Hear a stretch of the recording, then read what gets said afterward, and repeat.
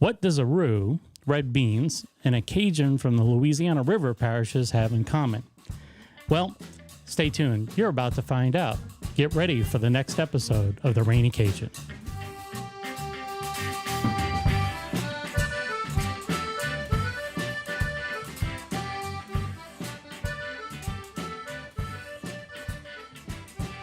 Welcome, y'all, and a special welcome to the Spuddy's Cajun Cooking Experience folks who are joining us as well. We're excited to have you here on The Rainy Cajun. And when I say we, I mean my cousin David is here too. Let's go ahead and bring him in. Hey, David. Hey, how you doing? Yeah, you're back. Good. Right on. Special Wednesday night edition. Wednesday night edition. Yeah, hump day. Still remember that Geico commercial. We're excited about tonight being able to co-host Spuddy's Cooking Show. This is really cool. As I know you mentioned in our conversation, somehow we're probably all related at some point. You go way back in the families. I mean, what an awesome way to kick off the new year. This is going to be really cool. So speaking of which, let's go ahead and bring in Spuddy. There he is. There's the man. How you doing, Spuddy? Whoop. Hey, Spuddy, I think your microphone's off, buddy. Let me see. There you go. I can hear something now. Okay, how about now? Yep, we got you. Yeah. All right. So I got my little magic computer sitting down here. Okay. Yeah, you're good. So, all right. So, man, look, it's great to be with y'all tonight. Man, we're going to make one of our favorite dishes out here, gumbo, but with a little twist. We're going to add some red beans to it. We're going to talk about where this crazy dish comes from. Yeah, I know. And, this is, we'll get right to it. But, whether or not you're watching on Facebook or YouTube, please check in using the comment section below. Of course, Spuddy wants to know how many of his regulars are tuning in this evening, and we'll be sure to give you a shout out. Of course, if you have any questions, feel free to put them also in the comment section, and we'll get to them as quickly as possible.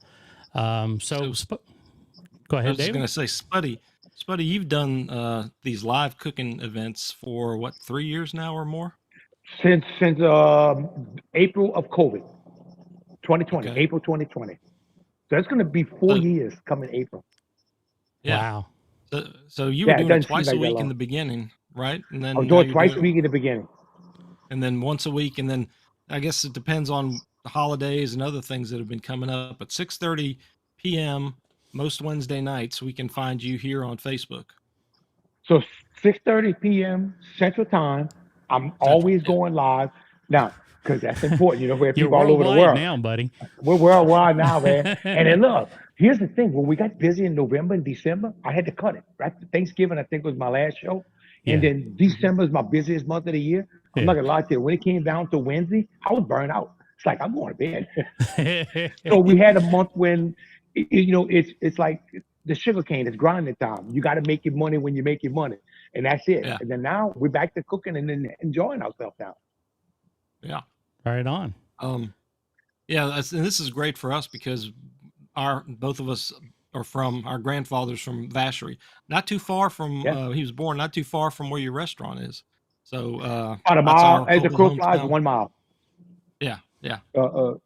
And so I pass it every day going home. I know exactly where they live, where the Hubbles still there. They still have Hubbles there. Yeah. So they didn't leave. They're still there. Yeah. But so man, look, I got this grease hot, so we're getting ready to start making this roux. So if y'all ready, let's fire it up. Let's get it. Yeah, let's go ahead and we're gonna be the overlords looking down on you as you're making your dishes. And so you have the control, Mr. Sulu. Okay. So what we're doing now, first thing, hey Lucy, I say Madonna. All right, the comments are coming through. So first thing we're gonna do, we're gonna make a roux. All right, rolling. Man, go ahead, my brother. It's been a while. We're gonna make a roux. Ronald, what's up, Ronald? Elaine, Ronald said hello. So what we're gonna do first is make a roux. Out in Cajun Company, it's about first you make a roux. Robin's got some watching in California. You heard about David? who has been in the radio show here. All right, welcome, Robin. Good to see you. Hey, good to Oh see yeah, you, Robin. we love the people coming in from California. Right on. So what we're doing here, if you have to start with the roux, because this is what's going to make the Cajun gumbo. And as you know, when you let's say you start in New Orleans, so remember the roux is French. French settled New Orleans, so we had the butter roux. That's what the French cooked. When you got down to Cajun land, we didn't have butter. We were killing hogs and getting our oil from the fat of the hog. So we make our roux darker. So we're going to make a darker roux than you would make if you were making a roux, let's say, as a Creole gumbo. Now, And yeah, the other thing is I was going to say that where Vacherie is, St. James Parish is considered a part of the Acadian coast, the German Acadian coast. So for those who aren't familiar, we're a part of the Cajun country right there. Yep. so a good comment, Dave. So the first Cajuns actually came in 12 miles upriver, uh, little town called Cabanosi. Cabanosi, the natives, that was a native name, and that's where the ducks lie or the mallards sleep. Uh, that's where they were. They came in here after being chased out of Canada, French Canada, or New France. They were run out and eventually made their way here and were welcomed over here. And what they found is that when they hit here, Mr. Cantrell, the man that owned all the land, he welcomed them because he needed the help and they were French and everybody was happy. And so they Mm-hmm. actually started here in St. James Parish. Ronald, not a blonde roux. We're going to be making a darker roux. Uh, Jeremy, can you throw that roux bowl up Oh yeah, I got that. if you have it? You know, So I I'm going got to it. Right there it is. Okay, y'all see the roux bowl? So right now we're at the stage. You see that white when it starts and it's white? Okay, everybody north of the interstate, I-10, that's what they use to make their biscuit and gravy. If you live below I-10, you will not make that white roux. Or way out here on the We West won't eat Coast. it. Oh yeah, out there on the West Coast. So if we go somewhere and there's a white gravy, it's like, oh hell no, we're not eating that. We need brown, we need color, and it may taste good. That's okay. So and then as you get into the light brown, you go get into the blonde roux. That would be your French cuisine. That's where your blonde roux are coming in, make you like your etouffees and some of your sauces that you would make in French cooking. So that's what that'd be. Now as you get into the darker ones, this is where you get into your Cajun roux. So we're going to be making. Look at all the way at the end. This is probably what we're going to be pushing somewhere towards the end, getting that dark roux. Why? The darker the roux, the nuttier the flavor. The lighter the roux, you lose that nuttiness, but you don't need as much to make your gravy thick. Because roux is about thickening. You only make a roux to make for your thickness. That's what it's about. And the darker you get that nutty flavor, that's our Cajun gumbo. That's why our gumbo, one of the reasons our gumbos taste so much different than anywhere else in the world. So about how And much ingredients hey, how much Karen. do you have in your roux there, Spuddy? Okay, so right now, so think about this: roux is flour and fat. We probably have a cup of oil. I'm using lard. I'm using hog lard now, but I'm approximating about a cup. Then you'd have about a cup and a half of flour. But let me show you something. I'm going to zoom in on this pot. How do you know when your roux's thick enough? Watch this. See how it's coming together? Mm. Really slow. That's when you know you've got it. If it comes together fast, then your roux not ready yet. This is how I do it. I don't have a measurement, but if you need a measurement, cup of oil, cup and a half of flour. If you need to cook by a recipe, use that, kind of play with it, but you have to feel it. Because when I'm cooking this roux, I can just feel it. It's right here. And I know when it's right. All right, So Rob. how what type of temperature you think you got there? Medium high? So you probably cooking about 325, 350 max. What you have to make sure of, it's not so much the temperature. You want to take your time, but you see how I keep stirring? Don't miss a spot. Don't go to sleep. Don't answer the phone. If somebody asks you a question, tell them come back later. If somebody needs 911, they're gonna have to wait. You can't stop making a roux. It's gonna burn. I mean, it's and you know. Let me tell you something. All right, Bruce, what's happening, my brother? Uh, let me tell you something. People don't like making a roux, but making a roux it's like soothing for the soul. Put you some music on, get your favorite beverage, Is that a whatever Vita that beverage Amber by is. any chance? No, that's a Modella Oh, okay. Dark. All right. Right on. And and what you do is you sit here and you just get your little rhythm going. Get your music on, get your little glass of wine, whatever you drink, and get your little groove going. This is what it's about making a roux. And you're gonna get into this soothing feeling. You want meditation? You're feeling bad? Make a roux. All right, Hollywood. And I love making a roux. It's good. If you're in a rush, don't make it. Don't cook some. If you're in a rush to make it, cook something else. Fry an egg, but don't make anything with a roux. Take your time. So I see. You see I'm not sure someone? how many. Uh I was just going to huh. comment some of the comments on the sides. Um, Okay, go ahead. Yeah. Darren, yeah, Darren, I use my chocolate labs as my roux guide. The older one is There Lafayette you roux go. color, and the other is lighter, a little lighter. And then Kim, you're right about the gravy color. Most chicken fried steak is with white gravy. If they can't Yeah. substitute with brown gravy, I order something else. And yeah, sip your beer and keep stirring. And oops, there's the producer. I think that meant Elaine. She made it into the back.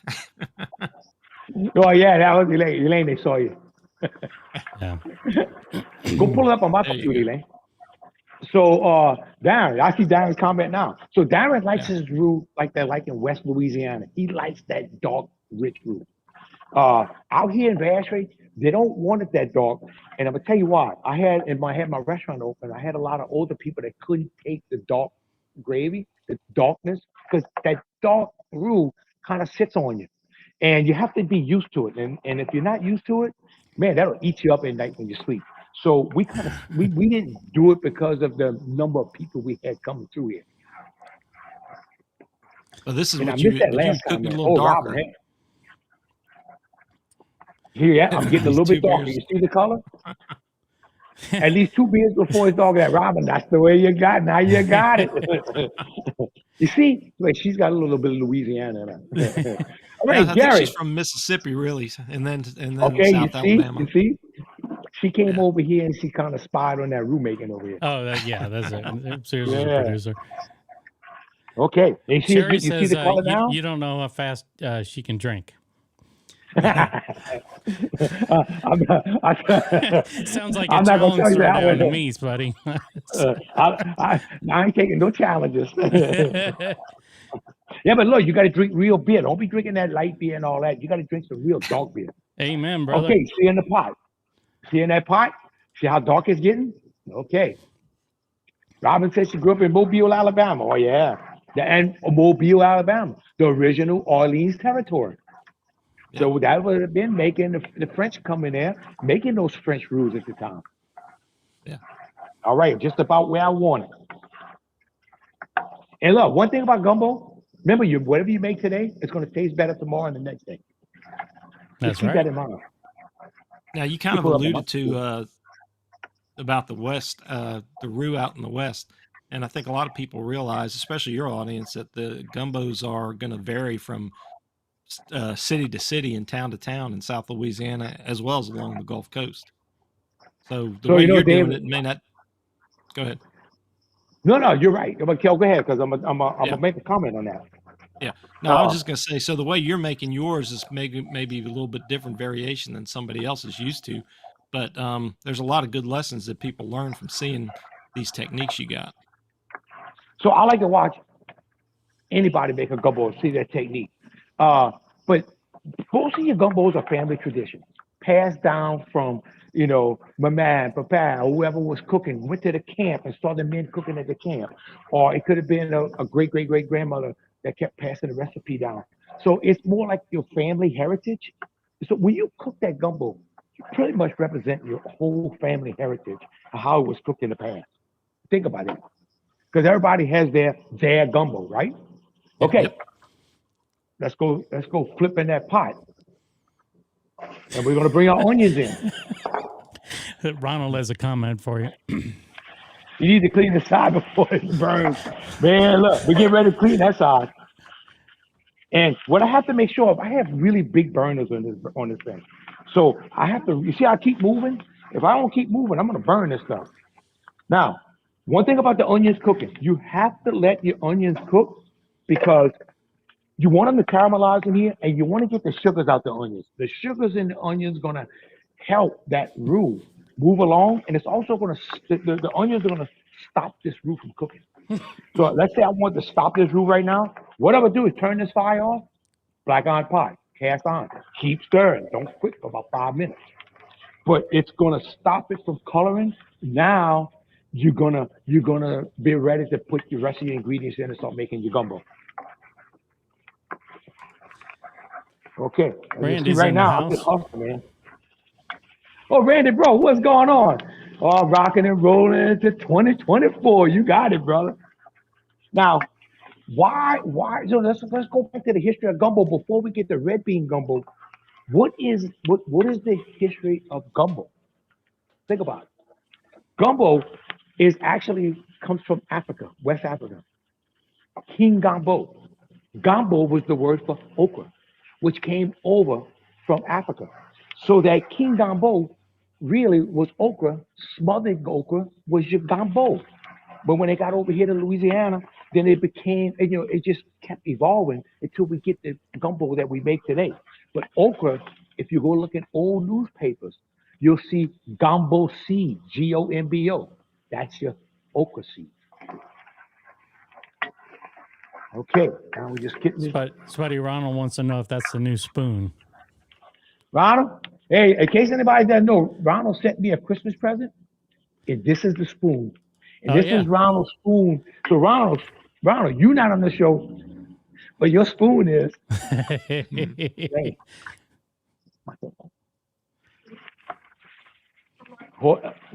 plug my headphones in it.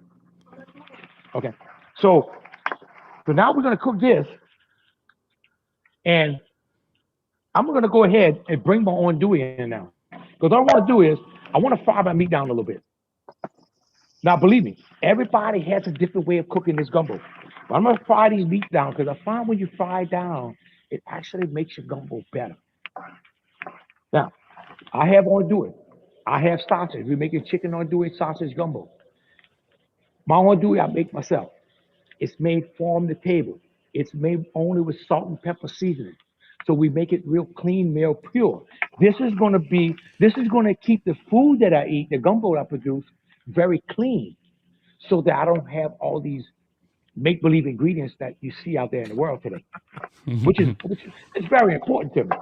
And you have oil and you have flour and you have water. That's a gumbo. What you put in it is what you're going to get. Thank you, Darren. See, Darren, my brother knows.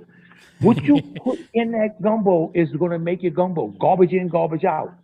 Good stuff in. Good gumbo. Gary seems so to if you think want to make that a hot dog gumbo, brown tastes good, according to Gary. Yep. You see, you're not going to get no white gravies out here. Nobody's going to tell you it's good. I don't care. I don't care if it does anything. Go ahead, So Spuddy, for the rainy Cajun audience, when did you start your restaurant again? Okay, so 1993 is when we got our start.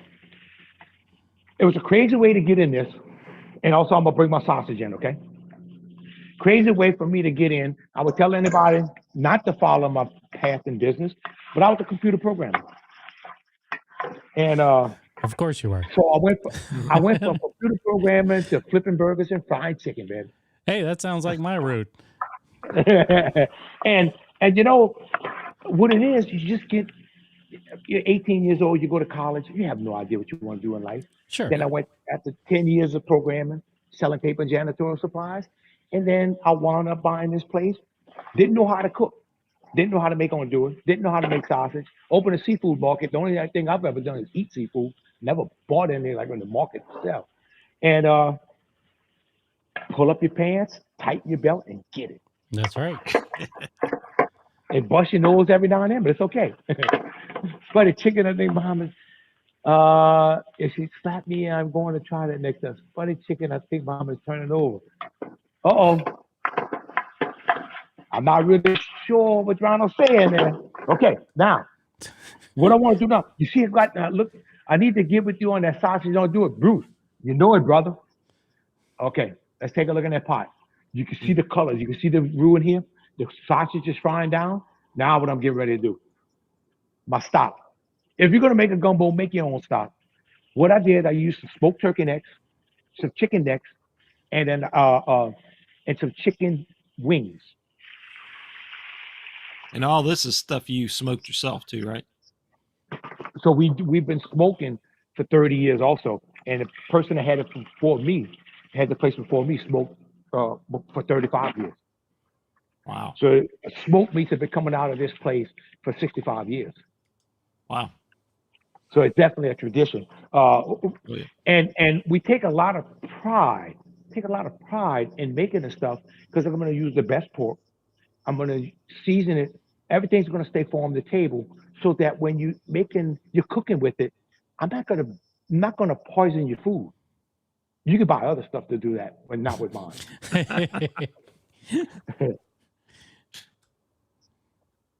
Yeah, I was going to say, now we got to get this water boiling. Yeah, to me, one of the best times is when you got the roux, when you put your onions in there, the smells that come from all that, when the Trinity and all cooking, man, that's like wonderful. So the smells in here, in this place right now, are unbelievable. I bet. Because you just, all this starting to come together now. Now, gumbo's a comfort food. Like we could have a lot of cold weather coming this weekend. Man, let me tell you, that is going to feel good to have a bowl of gumbo because you can't go outside. Cold to us is 40 degrees in a rainy day. We're freezing. Yeah, I'm going to pull up my weather forecast for you real quick here. So we're going to get in the 20s next week. Man, we're going to have this is a disaster for us. Jeremy says he's like in gumbo weather like 9 months out of the year. Yeah, I know. I pretty much live in it almost the whole year. So, now that you say that about the gumbo weather, people used to have this thing about gumbo you only eat in the wintertime. You have to remember, no refrigeration, no air conditioning back in the day. But now with the air conditioning, you're inside, people cook gumbo year round now. People tend to eat less pork in the summertime. Because remember, you didn't kill the hogs in the summer, you killed your hogs in the wintertime. Yeah. So people do back off on the pork and they don't eat much. A little more seafood in the summertime, right? More seafood in the summertime, that's exactly right. This is thing, I kid you not, it says snow likely in about an hour. Where you at? yeah, where he's at. So you don't want my gumbo weather, trust me. I'm getting ready to say, you scared the hell out of me. So snow in an hour. No, they're going to shut down the whole state if that happens. So we just brought our bell peppers in because I just let them cook. Now, you notice I use all the different colors of bell pepper. And reason for that, you get the different flavors. The green is the immature bell pepper, so you get the bitter taste, but it's good. As you go down the line, you get the sweeter taste. So you blend all these flavors in the gumbo. And Roland just put something in there that he cold smoked some on it, or some sausage. So this goes back to our ancestors, cold smoking. I don't know if you know what that is, but they keep the temperature about 80, 90 degrees, and they may smoke that for like 24 hours, 20 hours. So in the inside, it's actually still going to be raw, but it's going to be very cured. So you have all the juices and the flavor. You haven't lost that in the smoking process. Now, what they're doing in the markets today, smoked meat, you go buy smoked sausage, you buy smoke on do it, whatever it is, they're putting fillers in it, soy fillers, bread, whatever, so that they can maintain their weight. And these soy fillers are actually adding artificial ingredients to our sausages that we're buying today. Louisiana shuts down when it gets in the 20s. We're going to cancel school next week because it's 20 degrees. I've never had to drip water up here, by the way. At least that's one thing. But hey, to be fair, I don't have air conditioning either. Nobody has air conditioning out here. No, that's all right. It's not all right when it's hot outside. We're gonna drip water next week, and we're gonna run the water plant dry. But go ahead. I was gonna say, Spuddy. Now, is the Undewey Trail still active? I'm not sure. But there is an andouille trail. You can go along the andouille trail and try the different andouilles in this area. Now, I'm glad you brought that up, Dave. The andouille trail, when you go to the places that are selling andouille, these are the places that sell the authentic Cajun andouille. What do I mean by that? A lot of andouille in the market is nothing but glorified sausage. They're taking it and they're grinding it and they're putting a lot of pepper in it, calling it Cajun or whatever they do. And Cajun is not about pepper and hot. It's about tasty and spicy and good. It's about tasty. But they're calling it Cajun. And it's not really andouille, it's a bad sausage. Yeah. The authentic Cajun andouille, I'm kind of biased. The original Cajun andouille, it is actually cut up in chunks of meat about big like my thumb. And those chunks of meat are packed into a casing so that, and when you mix the meat with salt and pepper, just salt and pepper, and you mix it, and you pull the fats out that meat, it starts getting gummy. That gumminess, when you put it in that casing, it's going to pack down. So when you smoke it, it has a totally different flavor than a sausage. Yeah. It's not going to have any fat. It's really just going to taste like a ham. And it's going to give you a totally different flavor than a sausage than you put sausage in here. Remember, sausage was made for waste. Better the next day too. There you go, Rory. You got it, brother. And see, Rory knows it's better the next day. So I was going to just one more comment on the andouille is that, like you described, it's very simple ingredients of salt and pepper and the pork, but a lot of the secret, I guess, comes from the type of wood and the technique of smoking, which you hinted upon some. Thank you, Dave. To get its flavors. That is absolutely right. So the smoking process, in case anybody doesn't know, smoking is an art. If you think that a lot of people buying these smokers and they come to me and say, man, it doesn't come out like yours. You're not going to get that because we have an intense smoke. It's going to be good. I'm not knocking the smokers out in the world because we have an industrial smoker. But the old days of smoking with logs, we used pecan wood. Yeah. Pecan to me in this area is the best wood we can get. And the way I smoke, I'll smoke for 8 to 20 hours. And it's about slow smoking. Take your time. It's going to be a very slow process and then humidity. If you have a high humid day, don't smoke. You want this nice, crisp, low humidity day if you can get it. Very rare in Louisiana, but if you can get it, it's going to suck up that smoke better. Some people, they want to push that smoke in and you can over smoke it real easy. So smoking is an art. And it took me, 30 years and I'm still playing with it. I'm still learning how to make it better every time I smoke. Well, the humidity is pretty low up here. So if you want to send some tests up here, I'll be more than happy to help you out. We're going to have to go play with that up there. And a lot of people out here build their smokers. Yeah. And what they do, they build them to look like an outhouse. If you think about it. Yeah. And they build it out of cypress boards and they use it for smoking. So we have a lot of people in there, that's their smoker in their backyard. And they'll use pecan to smoke and they make a pretty good product. Yeah. It's not their outhouse, it's their smoker. It's not that outhouse. Let's be clear here. only in emergencies. But look at the gumbo. Now, so this is what I've been waiting for. Now this gumbo is boiling. I want you to keep this in mind when you're making a roux. Anything that's roux-based, you have to boil it for at least 15 minutes. Why? Because the starches and the enzymes in that flour have to cook. They have to dissolve in this. If you don't do it, if you ever eat a gumbo and it's got this little gritty taste in it, tastes like sand, that means you didn't do this. So if you have a roux-based dish, let it boil. That spoiled a batch of sausages because the humidity back in the day. See what I'm talking about? That high humidity will get you. It will nail you. So now, and these are some, I grew my shallots out in my ice chest outside. So I'm putting the bottoms in right now and a little bit of the tops. And I'm going to throw ahead and throw me some garlic. I could have thrown the garlic in earlier. Outside of Louisiana, shallots are green onions, right? Yeah. If you call them green onion, they're going to laugh at them. So, look, Elaine, they can see you. Wave at it. Hey, Lee.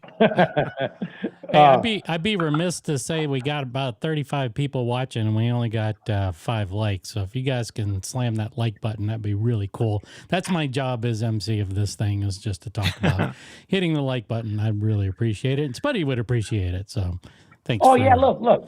It's called giving you a little loving. So give Jeremy a little loving.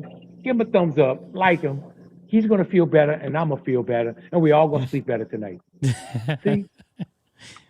So out here we have sugarcane country, right? right. Sugarcane's a major crop out here. So one of the things I do, you do not have to do this in your gumbo, but our sugarcane farmers work hard. They had a great year this year. So to support them, we always give our sugarcane farmers a little loving. We always put a little sugar in our dish because spoonful of sugar makes the medicine go down, baby. Gary likes your so shirts, right buddy. here, hey, you like my shirt? Hey, Gary, this is a 10K that I did a few weeks ago at LSU. We actually ran into the Tiger Stadium. Really cool, and it's one of my favorite runs, man. It's a cool shirt. Hey, just And I not to had to get wear it because representing LSU. Yeah, well, I mean, not to take us off topic, but you guys see that Nick Saban announced his retirement today? Oh yeah, man. Yeah. Okay. Yay! I figured that's why he was wearing the shirt. It's kind of celebration. No, get that guy out of here. So what we're gonna do now? We have a little beef base. What is beef base? Okay, we used to be able to get beef bones and just kind of slow cook them all night, make this beef broth. Well, beef bones will become rare because they're very healthy for you, so they're hard to get now.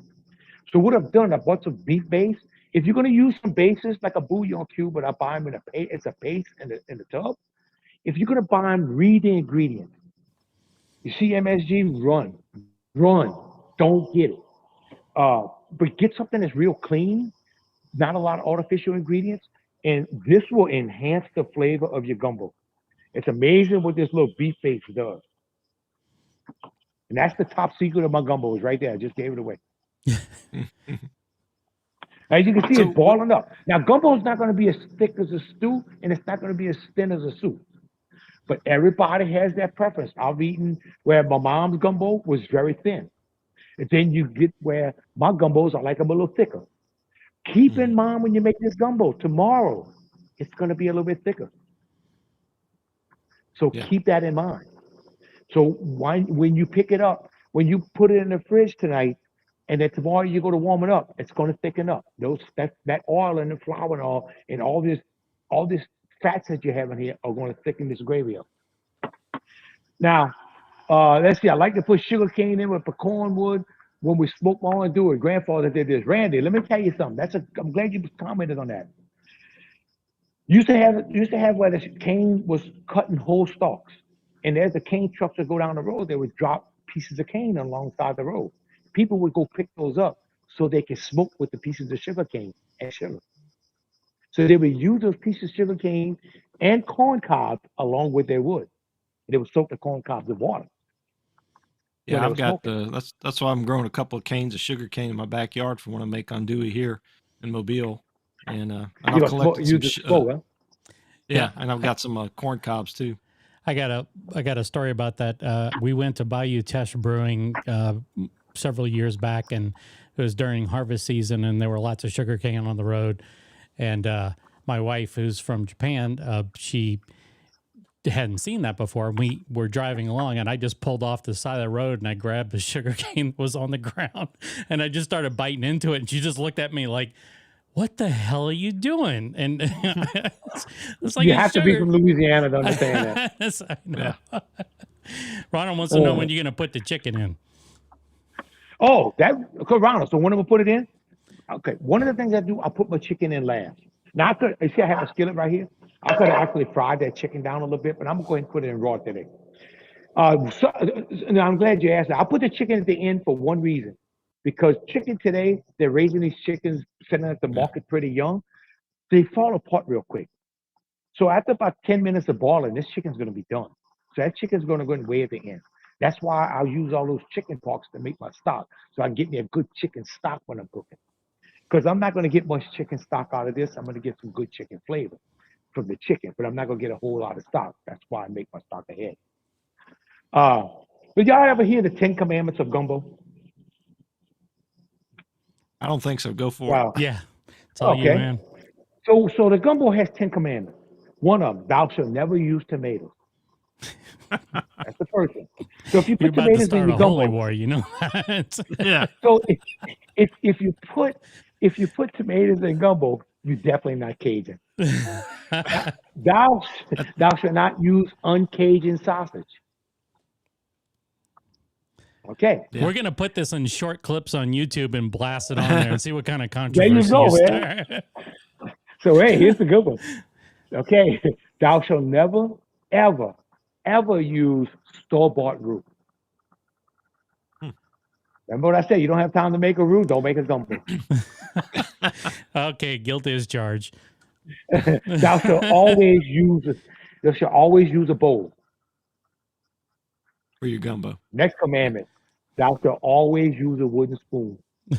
Tony, I think you should have been eating Chadron. She really would have been amazed. Yeah, probably so. I don't know if I'd still be Okay. married. So here's the next one. Thou shalt adhere to the gumbo to rice ratio. 1 part rice, 2 parts gumbo. I can see that. Yep. All right. Okay. Thou shalt always keep filet in your cabinet. Not in the cabinet, in your cabinet. Okay. Greg has a confession to make. No tomatoes. I'm going to hell already. Oh yeah, brother. You fried. Yeah. You done, man. I think this is confessional time, so we can just kind of pardon him and he can be on when his merry Wait a way. minute. I'm going to get my little collar so I can hear confession. Thou shalt not mix chicken and sausage with seafood. I'm guilty of that. I'm not going to lie to you. I'm guilty. Y'all should not never tell people where the potato salad goes. So y'all know about the potato salad wall, right? Yeah. Potato salad goes in the gumbo. Potato salad goes out the gumbo. Maybe we need a vote from the audience. Where's the better place to put it? I like mine in the gumbo, and I had people get up from the table tell me I ruined the gumbo. So you shouldn't tell me where it goes. It's none of your business. All right, you guys, you heard that challenge thrown down. Let's go ahead and vote. Is it going to get potato salad in or out?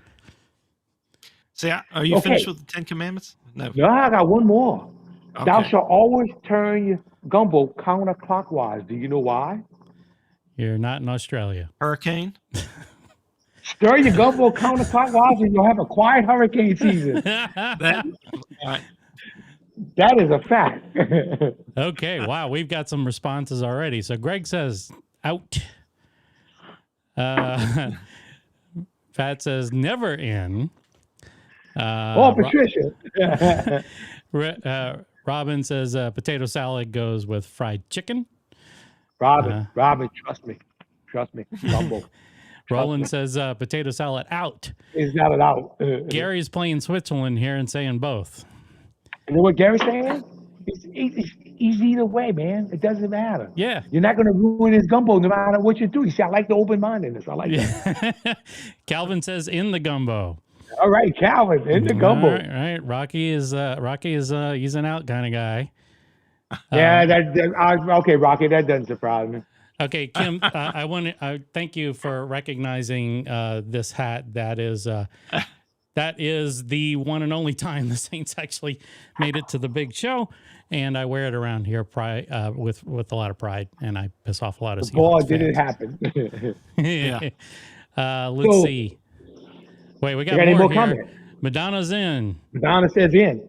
Well, we got it rolling. You see why you can't tell anybody? Yvonne out. Yvonne's out. So you Darren wanna says start amen argument? to the You want commandments. So you're, Amen to the commandments. That's right, Darren. Ryan And anybody says that out. broke the commandments, Brian Luke is out. Yeah. Look, anybody that broke commandments, if you need to confess them, I'm here. I'm available after the show. I'll hear you confess That's them. going to be the after show. Joanne in. All right. You see why it's controversial? Sherry, out. Tony's in. I love it. In I'm the gonna say bowl. Lent's coming up, so there's time to repent then too. That's right. So I was now gonna you see I'm going to slow this fire down. In, and I'm transplanted Yankee. Darren's like, put it wherever you want. I don't need it. Yeah, whatever you want. Why You don't know, you, the show only way the I top do view? eat potato salad is in gumbo, believe it or not. Why don't you show the top view for that right now? The comments kind of. Okay. Yeah. So we Oh, can sorry see it. about that. Yeah, there we go. There you go. So you see the color? See, I've got this good deep color. This is what you want. So, Randy, either way, it's all good. So what we're gonna do now, this gumbo's cooking a while. We're gonna bring our chicken in. Then we're also gonna talk about. Oh, let me get back to me. Yeah. Oh, one more time. There you Okay, are.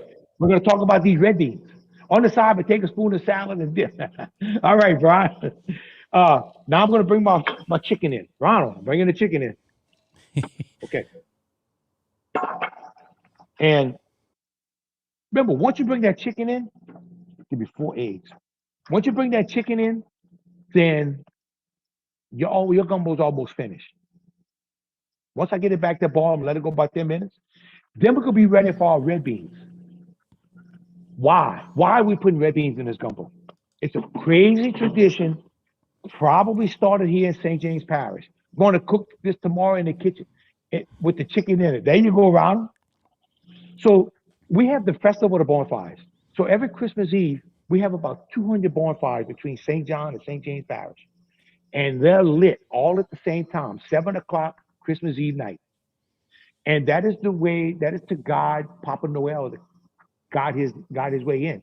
Because, if we show him the light and he sees the light, we get the best presents. Think about it. We get the best presents out here. So that's one of the old traditions. But bonfires go back to our ancestors in Europe and Yeah. Germany, Switzerland. That goes back then, way back before we even got here. Up until World War II, most of the bonfires were burned in people's backyard or behind the level, but mostly in people's backyard. During the war, we didn't build many bonfires because men had to go fight the war. Yeah. So we lost a lot of the guys that built them. Then after the war, it picked up, and eventually we made it to the top of the level. And eventually it became a big event. It's a very highly visited event where we burn all these bonfires at the same time, and the designs of them are unbelievable. Oh yeah. We have Wow. some Oh really yeah, they're awesome designs of yep. bonfires and Yeah. some serious engineering going on. Yeah. Serious. So that red bean gumbo, I'm going to show you something. You can cheat if you want, but Blue Runner red beans started in St. James Parish long time ago. I don't know exact date, probably 100 years ago. Then when they didn't stay here long. They eventually made it to Ascension Parish, parish next door to us. I think this is only my thinking that a good marketing ploy was, why not put some red beans in your gumbo? I Sure. just my gut belief, and I would do the same thing. And today, I, if you go to the festival of the if you go to the bonfires at Christmas Eve, somebody's going to feed you red bean gumbo. It is very popular in the East Bank of St. James Parish, starting to catch on in other places. But if you try to find recipes like in the old newspapers, you're not going to find any. It's a very yeah. I was gonna unique dish to this area. Mm. I was gonna comment that for folks who aren't familiar with St. James Parish, it's bisected by the Mississippi River. So you got a West Bank and an East Bank, and Oh, thank you, Dave. like you also point out too that I looked at the newspapers as well, and the earliest recipe I could see was from 1982, and they There it referenced is. that it had been in the family for I don't know, I'm gonna say a decade or so or more. So it had a history, but they do reference Blue Runner in the article too. So I think your Exactly. theory is probably pretty good.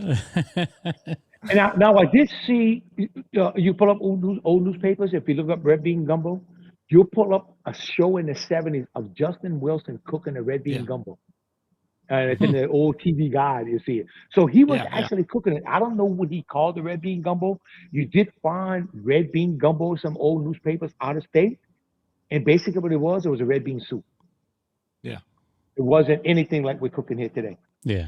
So this red bean gumbo, if you want to make it, you can buy the canned beans. We all, because this area, everybody buys Blue Runner. I could take that can of Blue Runners, and I can make them taste just like cooking beans from scratch. They're that good. Or if you like your favorite beans, wherever you're at, you can't get Blue Runner, get you some canned beans, and you can take them and ball them up a little bit, pulverize them. Just take Hmm. a mixer, put them in a blender. Once you get them soft, and cream them up. That's what's going to make your gumbo. Or you can grab me a bag of beans, Elaine. You can take a bag of raw beans and boil them. And just boil them until they get soft. And just take your little mercer and just go ahead and soften them up. So this would be a bag of raw red beans that we have, Right. the Camellia red beans. So this is what I cooked today. But I could have easily used the Blue Runner red beans, but I'm saving that for emergency. Emergency red bean. So what I did when I cooked these red beans, I actually took and I cooked it with sausage and seasoning in it, so that I wouldn't take the flavors away of my gumbo. But let me tell you an idea.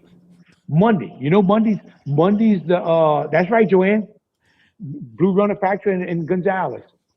You better move that flour before. Oh, here you go, Elaine. They go back and get that flour out the way. Thanks, Gary. So red beans. The tradition of red beans is cooking it Monday, right? Yeah. So you cook Monday, so that was wash day. So Sunday, you might have had some beans that you cook, or whatever you cook. You might have had a ham. You may have ham on the table, chicken. You had your Sunday dinner, that was special family dinner. Well, Monday, that ham bone went in your red beans.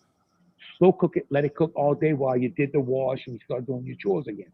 So that was the tradition of cooking red beans. But why did red beans come a tradition in New Orleans? Why? How did they get here? Because red beans weren't here. Right. They were brought in they came in from Africa.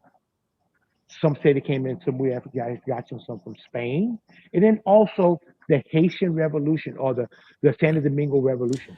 That's what Camellia said. Is that when we did that interview with them, that it said it was basically the West Indies, that whole area, Haiti. That was That is the dominant theory. And what happened was you had Europeans, you had freed and enslaved people that came, that all migrated here in a heavy migration, and they brought those flavors with them. Right. The seasonings, the beans, and of course they all came to New Orleans. New Orleans was a heavy influx of the Haitians at that time. So when they came in, they brought their products with them and they started cooking the red beans, and then it spread through South Louisiana. So it's a very traditional thing in our area. Ate Blue Runner with Don's fresh sausage tonight. There you go. A lot of people use red bean, the Blue Runner red beans out here. Now, one of the things I like to do is add a little hot sauce, just a little bit. Keep going. Yeah. Attaboy. And it's crystal too. Go. Good on you. It's crystal. Well, you know why I use crystal, right? No. There's Tell me. 2 ladies named Crystal that watch my show, so it's nothing like bringing a little crystal to the show. I thought it was kind of. And crystal's a cayenne. Right there, dude. Yeah. Okay, now we're going to bring in the red beans. Okay? Yeah. Now, something to keep in mind, red beans are a superfood. They're very, very healthy for you. If you take 3.5 ounces of red beans, you have so much nutrition in these beans. Okay? So we're just superfooding this gumbo. Now, how much you put? Now, I'm going to give you an idea. Cook you some red beans and rice on Monday. Make you a gumbo on Tuesday. Wednesday, make you a red bean. Add the red beans in and have your red bean gumbo. I just gave you 3 meal ideas for the week. Hey, Carrie's asking what about tomato and the gumbo debate? Carrie, we're going to table that because we could go on for a very long time about that, but we will be having an after show after Spuddy's done cooking and going through everything, and we can bring that up. I want to tell her, don't do it. Simple, short answer. Okay. Carrie, don't do it. I was trying to invite people to the after show, but yeah, okay, whatever. Yeah, come on after, because we're going to talk more about it. Absolutely. So Kim made red beans in Jamaica once, and they add milk to it when it's cooking. It's a unique flavor, but very good. So think about the milk. If you have, probably in Jamaica, you still have real milk, Yeah. Milk the cow with the fat. You still have the fat in the cow. Okay. We're not removing the fats and all that now. So you think about it, the real milk, if you go back and look at old recipes, people that didn't make a roux, milk was one of the things they used as a thickener for their soups. Okay. So that to me, I'm guessing that may be something they're doing, using it for thickener. Gary, stick around after we're gonna talk about it. So, Spuddy, I was going to just comment real quick is that so your version of the red bean gumbo is a little different than if you looked at the published recipes that come Mhm. out, like of some of the bonfire cookbooks and such. And I've made that before, and it was almost like a red bean and rice, but kind of a little more souped up.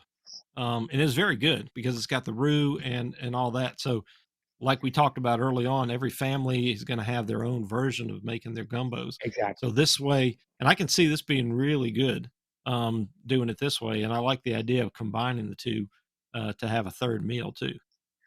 You know, the way I looked at it, you had the best of both worlds. Just been informed I will be cooking this. I will be cooking this weekend. Thank you, Darren.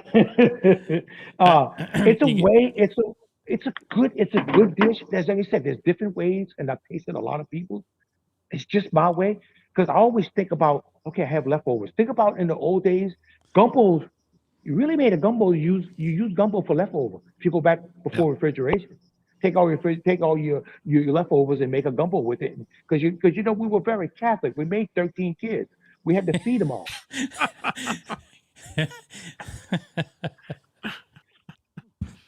We, That's why yeah. yeah, you we threw were the egg. yeah, we, That's why we you were dropped heavy the on eggs in there. Catholicism. Yeah. That's why you drop the eggs in there to give you some more proteins. Oh yeah, we get ready to add that protein. Yeah. Be And look, Yeah. fruitful and multiply. I I remember went I that went part to get of them out the religion. chicken yard today. So what's the reason for the eggs? Well, you take like you cracked eggs, you put them in there, and it's just gonna poach in there. Believe it or not, it makes a difference in the flavor. I don't know why, and maybe it's in my head, but it does make a difference in the flavor of this gumbo. So what you do is you put an egg per person. If you're really trying to impress them, put 2 eggs for that person. And if you don't like somebody, don't put an egg for them. That way they won't come back. They'll get the message. Yeah. Okay, this is another thing about the red bean. It's going to thicken this gumbo. It's actually going to thicken it as we go along. Yeah. What you think about that? So now it's time. It's time for the Spudman taste test. Yeah. For those who haven't watched Spuddy, this is part of the ritual here where he tastes, and if it's really good, you get to see him do his little dance.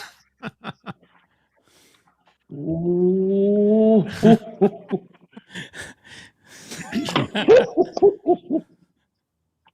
Man, all I'm Where's your gonna tell French you, bread?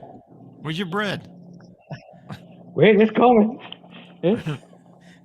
Yeah, if you ever want a unique flavor taste, a unique flavor in the gumbo, you want to do this. Now, one of the things we like out here, we like our French bread. This is the original New Orleans Lionhammer French bread. Nice. Remember, the Germans, after the French Germans came, they were the bread bakers. Hmm. They also were the beer makers. Go Germans. Yeah. My Yeah, kind of people. we're good at Yeah. drinking. That is our kind of people. Oh, yeah. Oh, look. We made French bread. We made beer. We're drunk, fat, and hopping. That's right. Yeah. Ooh. Yeah, that was my previous life. Was I did software for a stint, and then I became a brewer up here in Seattle for about 10 years. Come on. Yeah, called I Go like all the Brewing. microbrewers that are coming out. His Yeah. Wagaspec jeans, huh? Yeah, man. Okay, look. Y'all. Oh, we got to get the Mm. extreme close up again. That's a Spuddy cake. Oh, man. That Let's ought to zoom be a that in. short right there. Hey. Check it out. Look at the color. So we've got more of a red bean color. Now watch this. Watch the eggs. Don't try this at home. You'll put shells in it. So you just drop your eggs in, and you're gonna stop stirring it, okay? Because these eggs are gonna poach in that red bean now. And I'm gonna bring in my little parsley, and that's fresh parsley chopped out the garden. Okay. Look, Lane, you got you this time again. Mm, mm, mm, So once you put the eggs in, this is almost done. You want to just go ahead, slide under these eggs. Now this gumbo's hot. It's not going to take long to finish cooking.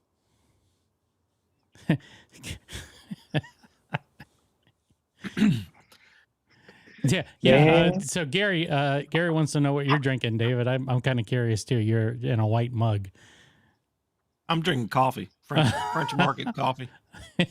David, you need one of these, man. Look, it's coffee in a glass. There you Yeah, go. wow. Like I'm lame. I'm West Wait, Coaster, so I'm drinking water. oh man, yeah. Cook this weekend. Whoever said they had to cook it, you can't go wrong. You want to make points? You want to make honeydew points? This is it. You're gonna score at least triple points. So here's another point to make right here is that we started at 6:30 and it's 7:26. So you've put together a How you like full that? big pot of red bean gumbo in just under an hour. Yeah. So everybody, people talk about. I don't say he's getting hungry. People talk about all the time. They talk about it takes long to make a gumbo. Really it doesn't. Like remember a lot of your household stoves, they don't have the burners I have, so I'm pushing some heat here, 200,000 BTU burners. So I'm really like pushing this thing, but uh, it's not about taking long. The slower you go, the better this gumbo is gonna be. Take your time. Like I said, if you're in a rush, toast some bread, fry some eggs, and have lunch. But if you want to cook a gumbo, chill. Take your time. It's like I compared gumbos. It's like okay, it's like making love. The slower you go, the better the result. There you go. Spuddy, that's a Spuddyism there. Spuddy has spoken. Okay. Where are my sound effects when I need them? You're trying to get the Cajun. No, here we go. So now I can cut this off because my eggs are going to finish poaching here.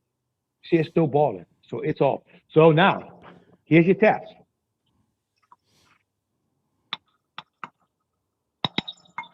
We're going to go over rice now. And you see I have an official real gumbo bowl here. So what makes it a gumbo bowl, Spuddy? It's got that little dip. It's got to be a gumbo bowl. And everybody, let me tell you something. So here's tradition. Everybody's got their favorite gumbo bowl.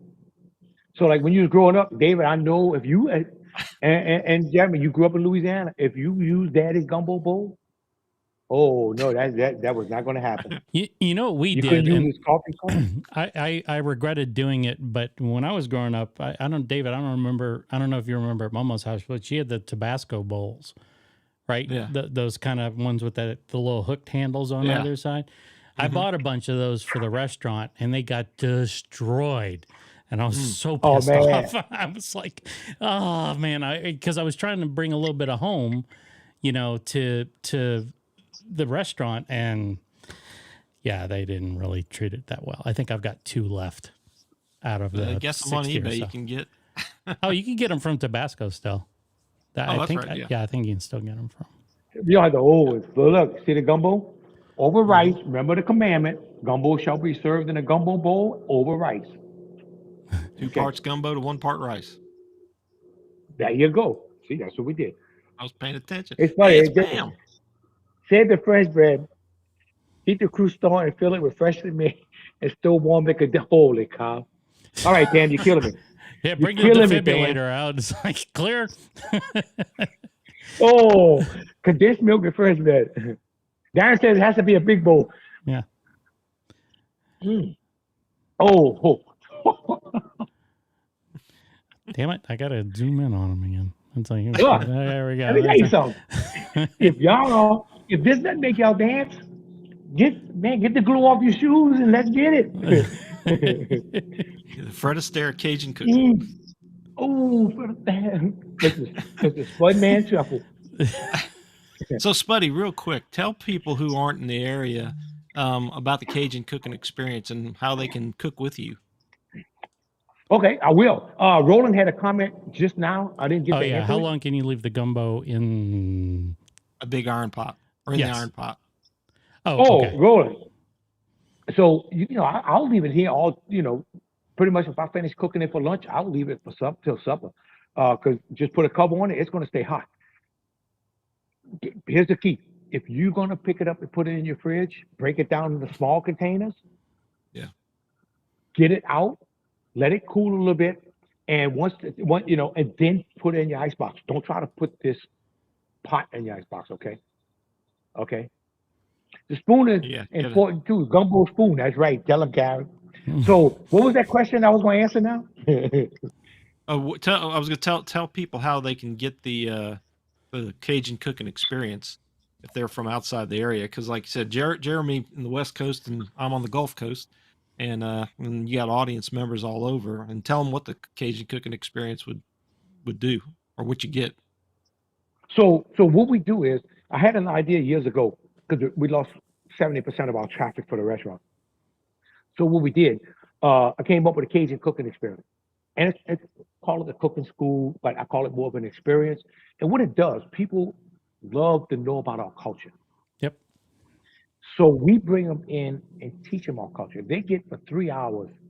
They get to be in the culture. They get to make on do it. They get to see it and feel it and understand what makes this on do it different than anybody else. Then they get to cook with that on do it. They're gonna make a jambalaya, gonna make a gumbo, or we cater to whatever they want to learn to cook. So we'll go ahead and make those and get them cooking those dishes. In the meantime, give them the history of all those dishes and answering Mm-hmm. any questions they have. And then the best part about it, you know what we do? We all sit Eat. down and eat after. And if you know out here in Cajun country, what happens? You make friends like that. And Mm-hmm. You got well, 40 of them tuned in right now. Yeah. but by the time we sit down and eat, we're friends. We're family. Sure. And that's Yeah. what Cajun's all about. Best of both worlds, chicken on dory gumbo and red beans and rice. All right, Tracy. Tracy's the head man at Desperate Plantation, which we also do a Cajun cooking experience combo where groups come in, they'll have a plantation tour and then also get a Cajun cooking experience. That's one of the other Yeah. things we do. And then we have American Cruise Line is getting ready to dock over here, possibly having people from the boat hopefully come do some Cajun cooking experiences. So we have a lot going on. We'll see what happens. But people Yeah. get to see and feel, and actually, it's authentic. What you see Yeah. is what you get. That's what I think I tell them when people come see me about booking it. What you see is what you get, and that's That's what it and should that's be. and that's why we wanted to have you on as a guest because there's a lot of different personalities out there, especially on social media, showing their Yep. style of cooking. And I've known Spuddy for I guess like 15 years now when you catered our Hubble Yeah. family Yep. reunion and had the chance to visit with him and Elaine a couple of years ago. And for folks who aren't sure where Vacherie is, it's basically the river parishes. And so it's if you think of plantation, Oak Alley Plantation is probably the most famous one, definitely in the area, and that's what 2 miles or so from you, 3 maybe. 2 miles, Um, exactly 2 miles. yeah, We have just around the so corner. we have Ocala, we have St. Joe Plantation, we have the old Valcourt Karim, Valcourt Yeah, Amita, Valcour. his Yeah, plantation, and then we have also Laura Plantation, all within as the crow flies, 2 miles of it. Just yeah, it's just all near us. So we have so much plantation history here, Sure. and then not Yeah. far down the road is Whitney Plantation. yeah. And they all try to do a very good job of nowadays, especially given the histories from each of the perspectives of the different groups who lived on those properties during that time. So there's a lot to do So visiting out there. there's a Yeah. lot to do. Beautiful grounds, lots of history. So, and then right here, y'all can see the post egg, Yeah, and I'll zoom in also. Oh, okay. See it right? Oh, wait. I See it got right you. here? there you go. So there's Yeah, the post egg, and I bet that you that's is the good. prize. It's kind of like okay, when you bought that box of Cracker Jack and you're looking for the prize. There's your prize. Now, is it like the king cake? If you get the egg, you got to make the next one. So if you get the egg, you make the next one. Or at Yeah. least you Okay. come over here and pay me to make it for you. That's all right. Either way, I'm good. Okay. Uh, Sherry, let's see. I was visiting the folks in the Century Parish mid-December. We drove by your place while looking at the bonfires. Next time I'm going to immerse myself in your Cajun cook. Sherry, you come on. I hope to see you. Uh, you know, the best way to get in touch with me, email me or call me on my cell or call the store. Those numbers, Yeah. and I don't know if you want to post them out there, but email spuddyfaucheux@gmail.com. Yeah. But I So also you're have a on. website out there called Cajun Cooking Experience, Yeah. and it'll guide you how to go ahead and email me to set something up. I think Yeah. Spuddy You're on needs an Facebook too. OnlyFans page. I think that's OnlyFans. yeah. I think you make a lot more money doing it on OnlyFans. I'm just saying, But my favorite thing to do this Cajun cooking experience is with groups. We Yeah. actually had a Yeah. group in November 10th, and we had a one-man band for 'em.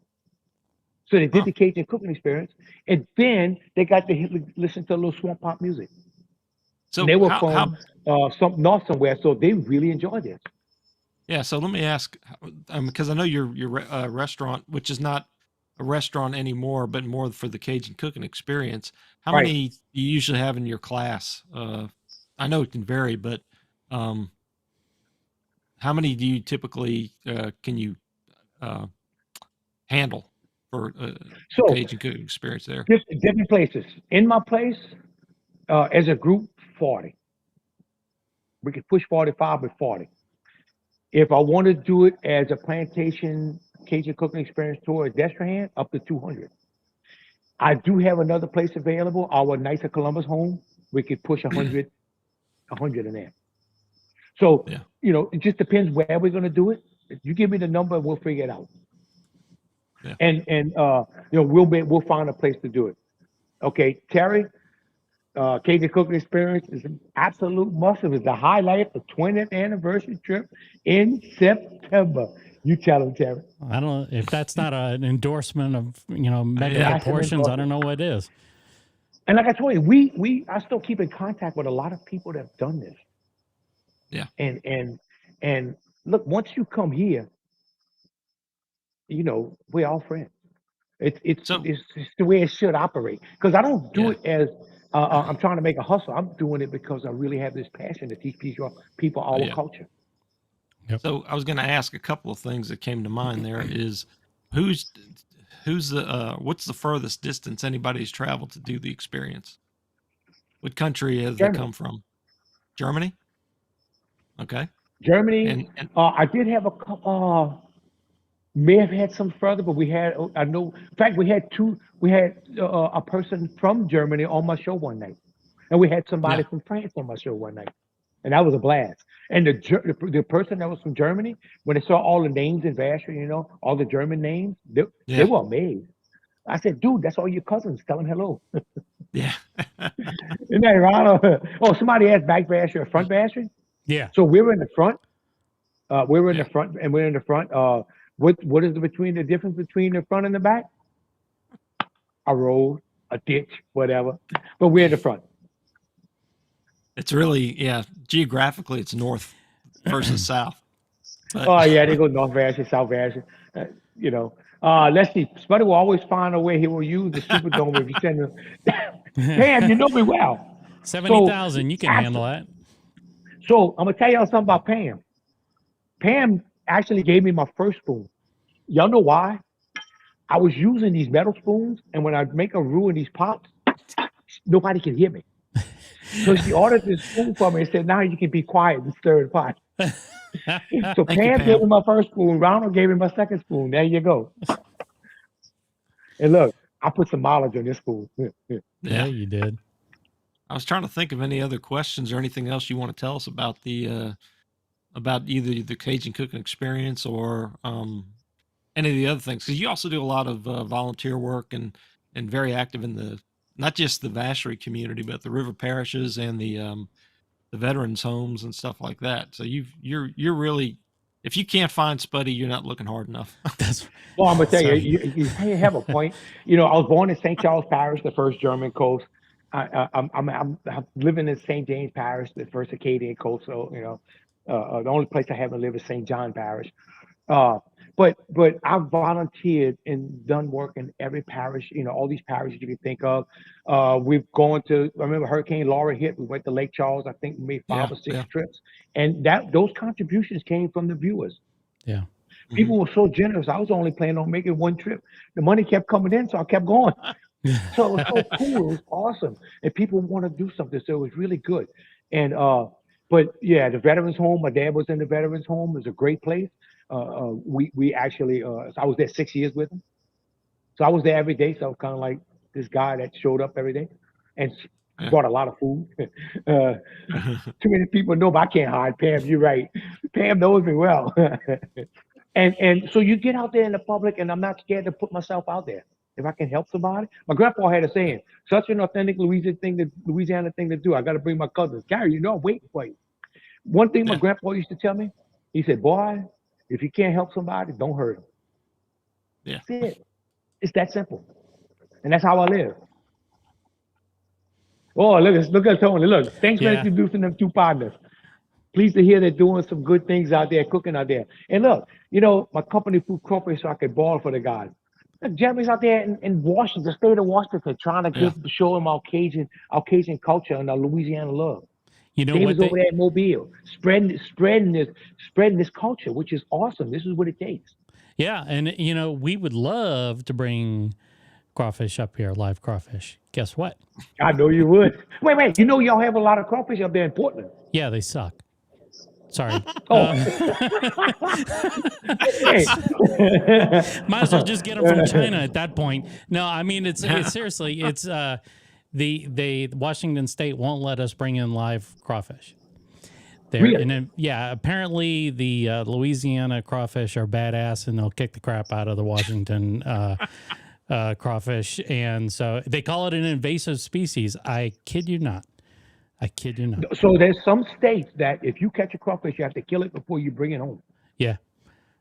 Yeah, because they don't want all crawfish up there because we're going to take it over and have everybody talking funny like I do, and they're not going to ruin the whole state. I'll make it better. And make it better for sure. I think it's make it better. Yeah. Culture shock, man. But I've heard that about the Louisiana crawfish that you can't bring them in other places because they're, it's Louisiana. They're powerful. That's right, man. You know where the crawfish came from? Not a clue. Yeah, Nova Scotia. They came down with the Cajuns. Yeah. Oh, they did. Oh, okay. There you go. So yeah, because they bought lobsters. Yeah. But those lobsters traveled behind that boat. By the time they got here, they were crawfish. Yeah. Oh man, I fell for that one. I can't. Yeah, you did. It's not even. It's not even 5:45 where I am right now, and I'm sitting there going, "Oh God, I guess I need more sleep." Yeah, it's getting past my bedtime over here. Well, do we want to open it up to like specific questions, or did you have more stuff to talk about, David? Or no, I was just going to ask you: did you have as far as an after show, you're just going to let this one keep running? And just, I'm not going to end it. Yeah, because we tend to lose a bunch of people if we cut the feed and then go from there. So I'm just going to put a little after show banner up, and then we are on the after show after that point. So okay, and look, something that I want to tell people is that not everybody can make it to Louisiana to do the Cajun cooking experience. When I come on Wednesday night, 2 places you can see me: Spuddy's Cajun Food or Cajun Cooking Experience Facebook page. Mm-hmm. We're cooking authentic. I'm not hiding anything. I'm not hiding any secrets. And the reason is I have a passion passing these recipes down. Our Cajun cooking is dying. Yeah. We're taking the easy way out, the easy road out. We're not taking the time to cook these old time dishes anymore. And if I could just keep, one person in every family that wants to carry this tradition on, maybe we can pick it up again. So these are authentic dishes every Wednesday night. Yeah, I was going to say that part of the thing too is that, especially if you look on social media, there's a lot of experts or gumbo police out there who will tell you what does and doesn't go in a gumbo. And I think that my personal observations is that I think that a lot of them are 30 plus year, something, anybody who's looked at gumbo from the last 30 years or so has a certain idea of what they think a gumbo is. It's usually based off of what they see in these restaurants and such. But when you go back further and you start really learning, like you said, the family recipes and such, those things are dying off because either somebody didn't write them down or somebody doesn't think it's as good as, because it's not, is, doesn't have the same viscosity that you have if you buy them in, Right. Yeah. Right. in the French Quarter or something like that. Yep. But there's all kind of gumbos. There's the Creoles, there's the Cajuns, there's the, and there's everybody's got their own style, and usually Everybody got there's their not a own right style. or wrong way. It's it's kind of what you grew up on. And what do you always say about who makes the best gumbo, Spuddy? Who do you Wait, tell say, them ask that question again. I who, repeat the who question. do you say makes the best gumbo? The reason why they make the best gumbo? No, you always say on your other shows that you make the best gumbo and I make the best gumbo Oh. because if I'm not proud enough, yeah. Oh, okay. So here's the deal. If I'm making it, this is what I tell people. When you make it, it should be the best. You know why? It's yours. Stand up Yeah. and be proud. But it's the bragging rights. If you come out here, and a lot of the men do the cooking out here when you do the gumbos and all. We have a lot of ladies cook, but when you have like family gatherings, but the guys, they got their man cave and they're gonna cook gumbos and jambalas and all. And it's a bragging right. Who cooks the best gumbo? I like mine. I say mine's the best because it's clean, it's pure, and it's got my meats in it. I know what Yeah. I'm putting in it. Yeah. So that's why I say it's the best. But but that doesn't mean yours isn't second best. You can have that. Wait, But I'm wait, never gonna wait, give you best. wait. I'm Wait. never Let's gonna take give a you the step best. back. I think we just got slighted there, David. I don't know. That was, you saw how smooth I put that in. Yeah, you were really good, man. Well, we But they can't had all a have comment in Spuddies. there. I didn't see it. Yeah. Everybody's Yeah, mama not- makes the best gumbo. Great, that's it. Yeah. So you learn from your mama. Your mama always had the best. Oh, there was another saying. It's always better at the camp. Yeah. That was Yeah. another saying. People had it at the camp, and most of the time that was wildlife gumbos, smoked wildlife, Yeah. So which made it good. I would be kind of remiss if I didn't mention the fact that I'm part of the Royal Order of Gumbo here in Mobile. Oh, I was And not it's a going to let group you get of- away without saying something. So the Royal Order of Gumbo is a group of folks, and before anybody starts making comments about Alabama gumbos, most of the founding members have ties to Louisiana. Either their grandparents or something came here, and Mobile and New Orleans have quite a bit of cross pollination, if you will. They do. Mobile is more closely related to New Orleans than it is to Montgomery, Tuscaloosa, or whatever. So anyway, they started this. It's basically a marching Mardi Gras society, but they strive for the same things that Spuddy's trying to do: is keep the unique gumbos alive and not the certain popular TikTok versions or watered down or just horrible demonstrations of what people are calling gumbos. So anyway, just to plug them, and so that was one of the things we always said. We had to get together, and I gave like a quiz, and one of my questions was who makes the best gumbo, and the answer should have been me, my wife, or you or your partner, your My mom, or mom, your my dad, dad, yeah. or your mama, yeah, your mama, your mama, your grandma, your mama, Mima, or your papa. So there's got to be somebody in that group. Now, I guess you can throw in your aunts and uncles and maybe some cousins if you want to be generous. But the point is that that's where you learn. That's where you're learning your gumbo Exactly. experiences from. Yeah, definitely. And something else too is that when I cook gumbo for the restaurant, it wasn't the same as I'm cooking right here. So you got to remember in the restaurant, you it's about profit. So what are you willing to pay for? Yeah. So it may not have been as deep as it is here. Mm-hmm. Think about that. So it was a little different when I cooked it in the restaurant than when I do for myself. Was it good? Yes. Was it my best? No. Yeah. But it still had the best meat in it. Yeah. Well, you've got to create a palate also that's kind of allows the tasters to to, if they want more pepper or they want more hot sauce or and such, Yeah. to adjust that to their liking. So that's the other thing it does for you too. You notice something when I made this gumbo? Did y'all see me put salt and pepper in this gumbo? Nope. Mm-mm. Reason for that. Knowing my meats, the sausage and andouille that I put in here have enough seasons in them that my gumbo comes out perfect every time.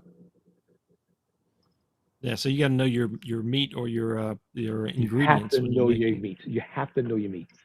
Jambalaya, gumbo, anything you're cooking. There was a question over there I saw. Yeah, so let me put James's comment back up here. Parish, there are some variation how gumbos are made. Some friends will cut off cook a gumbo and use spam. So I had a lady work for me. She was from Raceland, and she hadn't heard it. She didn't. She grew up not. She never heard it on do it till she came to St. James Parish. They didn't use gumbo. They didn't use on doing their gumbo. Yeah. Spam though, that's the worst I've ever heard. Now, Darren has a comment. Yeah, I was going to also say that andouille's been, I guess, at least over 100 years been popular, especially in the river parishes. Darren's right. Yeah. It's very subjective. I've done judging in contests, and man, let me tell you, it's hard. So you have 30 gumbos, or we do 30 jambalayas. You just can't taste all that. Yeah. So the winner, it's kind of lucky if you win.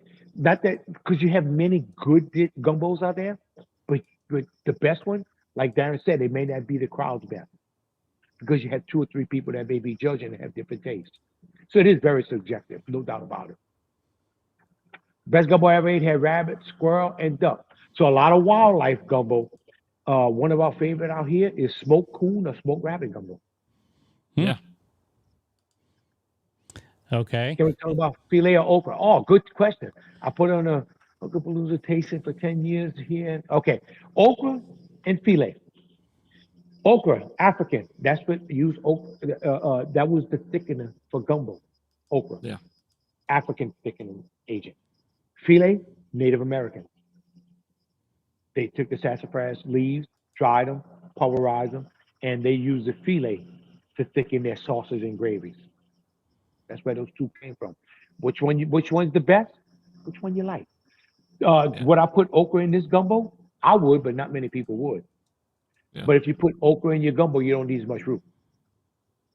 So I've kind of talked about this off and on for the last year, and I think even with Robin on one of her shows, that when you go back to the original French colonies, I mean, we had the influences of the French. Obviously, you had the Native Americans in the area, and then you had a lot of the enslaved Africans who came, and so each of those groups brought with them their different ingredients. And like you said, the African gumbo, you can only grow okra for a certain amount of time during the year, but That's then right.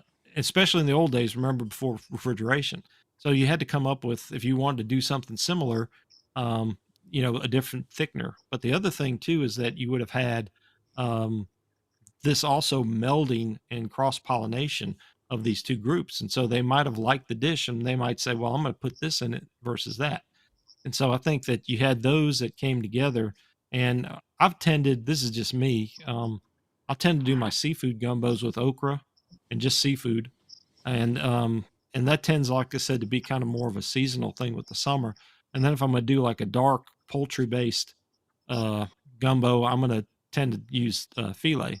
But I have mixed them up from time to time. But that's usually kind of what I settle on. Yeah.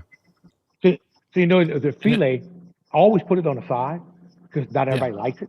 Sure. So we always put it on the side. But I'm glad you said something about the 2 different styles of gumbo: chicken andouille and sausage gumbo, or your okra with your seafood. Okay, that's kind of the divide line. And you get into the African American world, I call it soul in the boat. I love it. Everything goes in the pot. So it's a mixture of all the cultures going in this one pot. The sausage from the Germans, the okra from the African.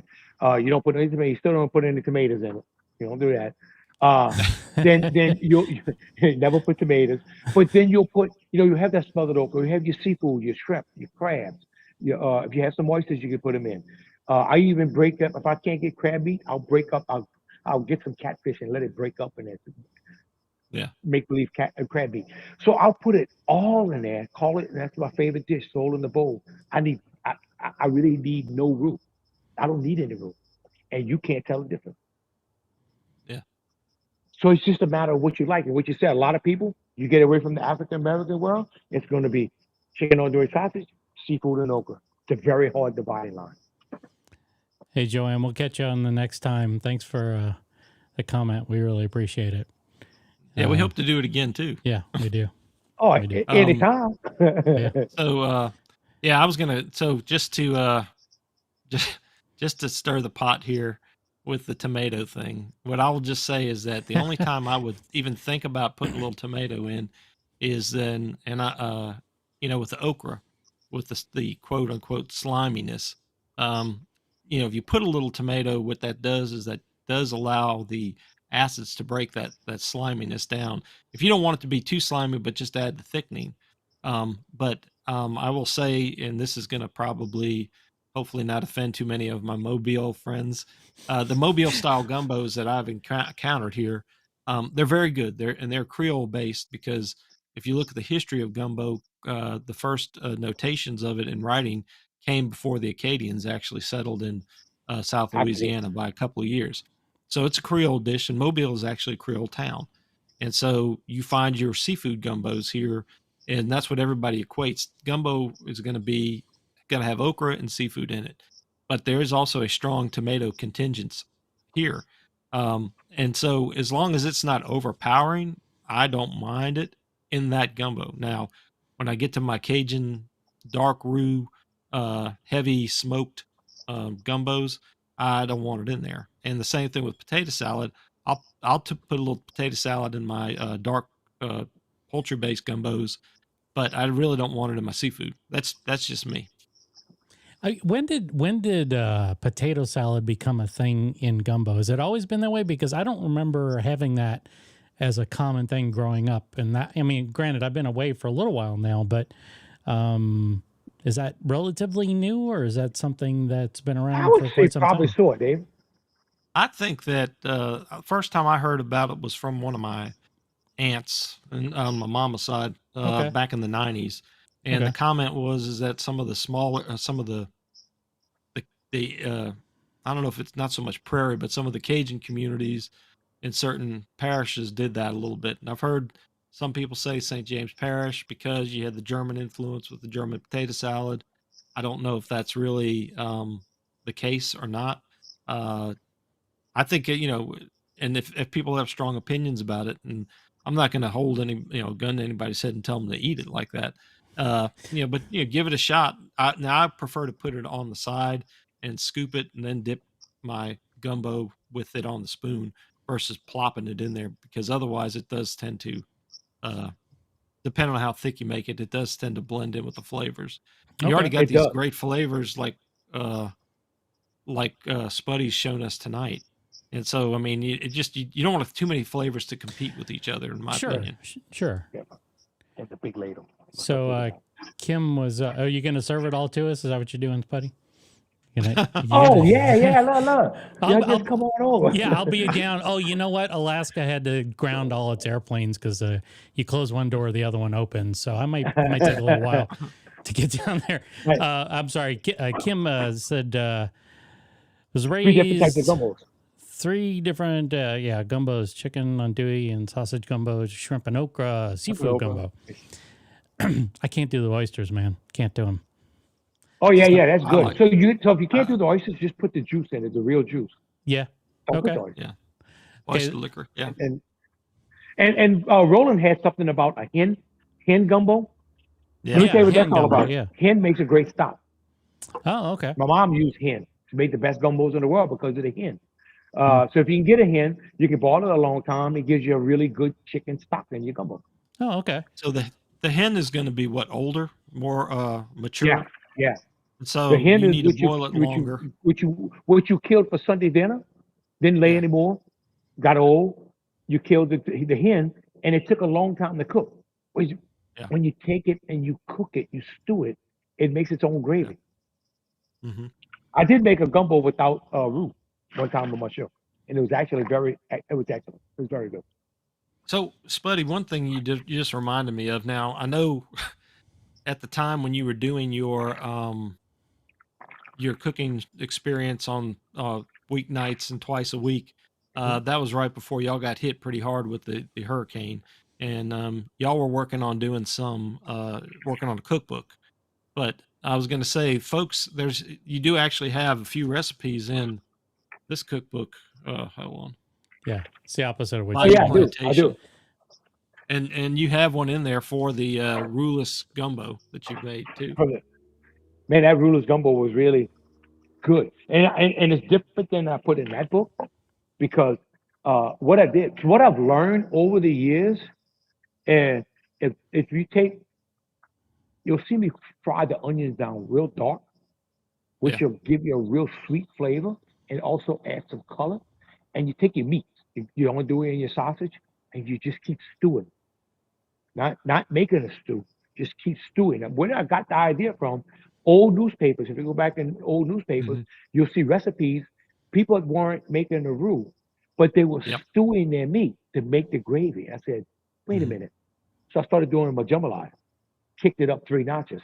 Yeah. Then Yeah. started doing that. I did with the gumbo, and you couldn't tell I didn't have a roux in it. So there's Yeah. always ways to make it different Yeah. and healthier.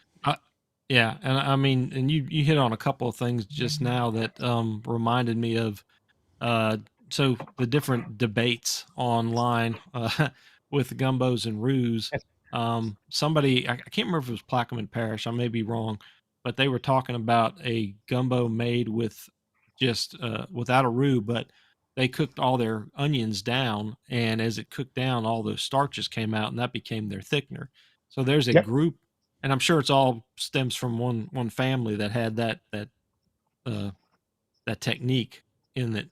But and some use like I usually say like the basis from what I've read over the years. Oh, that was the other part is that you confirmed what I also had seen in a lot of the newspapers and cookbooks is that if you look at the old recipes, there wasn't the Trinity because there wasn't you didn't grow celery in South Louisiana back in the old Nope. days.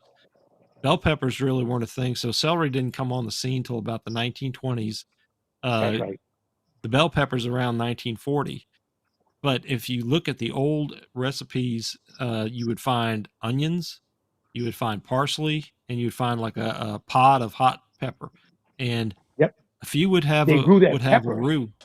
Yeah. The small peppers. Yeah, like the cayenne or the Tabasco Right. type, Right. those type of peppers. And so that would be so you have to have a thickener of some sort, but they were getting their thickener more either from the okra or the filet and less from the Yep. roux at that point. And so Exactly. if you it's fascinating to see how it's changed over the 200 years that it's been in print, how a gumbo today versus a gumbo back at the end of the 1800s was. And I'm sure that if I've you looked at recipes in the mid 1800s, and yeah, you won't even. You kind of wonder why it's called a gumbo. I mean, Yeah. everything in it, and a lot of times Yeah. they were throwing like old ham, the pieces of ham in it. They were throwing beef in that gumbo yeah, because the beef Mhm. could actually stew down and make that gravy. Yeah. Round steak mostly. So I was thinking like you put your that beef base in there, that to me would kind of remind me of in the old days you had this stuff, you didn't have refrigeration, you were trying to use what you had. You could have those That's right. beef bones, you'd cook it down and you would add, like you said, whatever you had available to that gumbo. And so that That's to right. me would kind of almost give a nod to that type of technique there too. The refrigeration changed the game. Before then, the gumbo was just whatever you had to put in it. Yeah. And you might have, and people always did smoke out here, just to preserve their meats. And no refrigeration, so you had to preserve your meat. So you always had the heavy smoke flavors Yeah. that we like out here. Oh, yeah. And Roland, just real quick, just so you know, you can always join David and I, even when we're not with Spuddy. Although I like you, enjoyed this show, but we David and I do a podcast every Saturday, which is 1:30 your time, David. So 1:30 Central. Yeah. So we talk about various things. It's not as fun and animated as Spuddy, and you do not want to see me dancing, but you know, if you're more than welcome to join us. If you subscribe to the channel, you'll get the notifications, and or follow us on Facebook. That'd be great. We really appreciate everybody coming in for this, because this was a lot of fun for me. And I learned some more techniques. Yeah, definitely. And so this is what we pulled off tonight. This is the Cajun tradition. People, Right. what we call friends, we call partners. Our old partners just get together with your partners, Right. open a cold beer, and cooking and talking and telling a few lies and telling some truths and picking on each other and having a good time. Yeah. This is part of our Cajun culture. We actually we're in the Cajun culture tonight, no doubt about it. Yeah, definitely.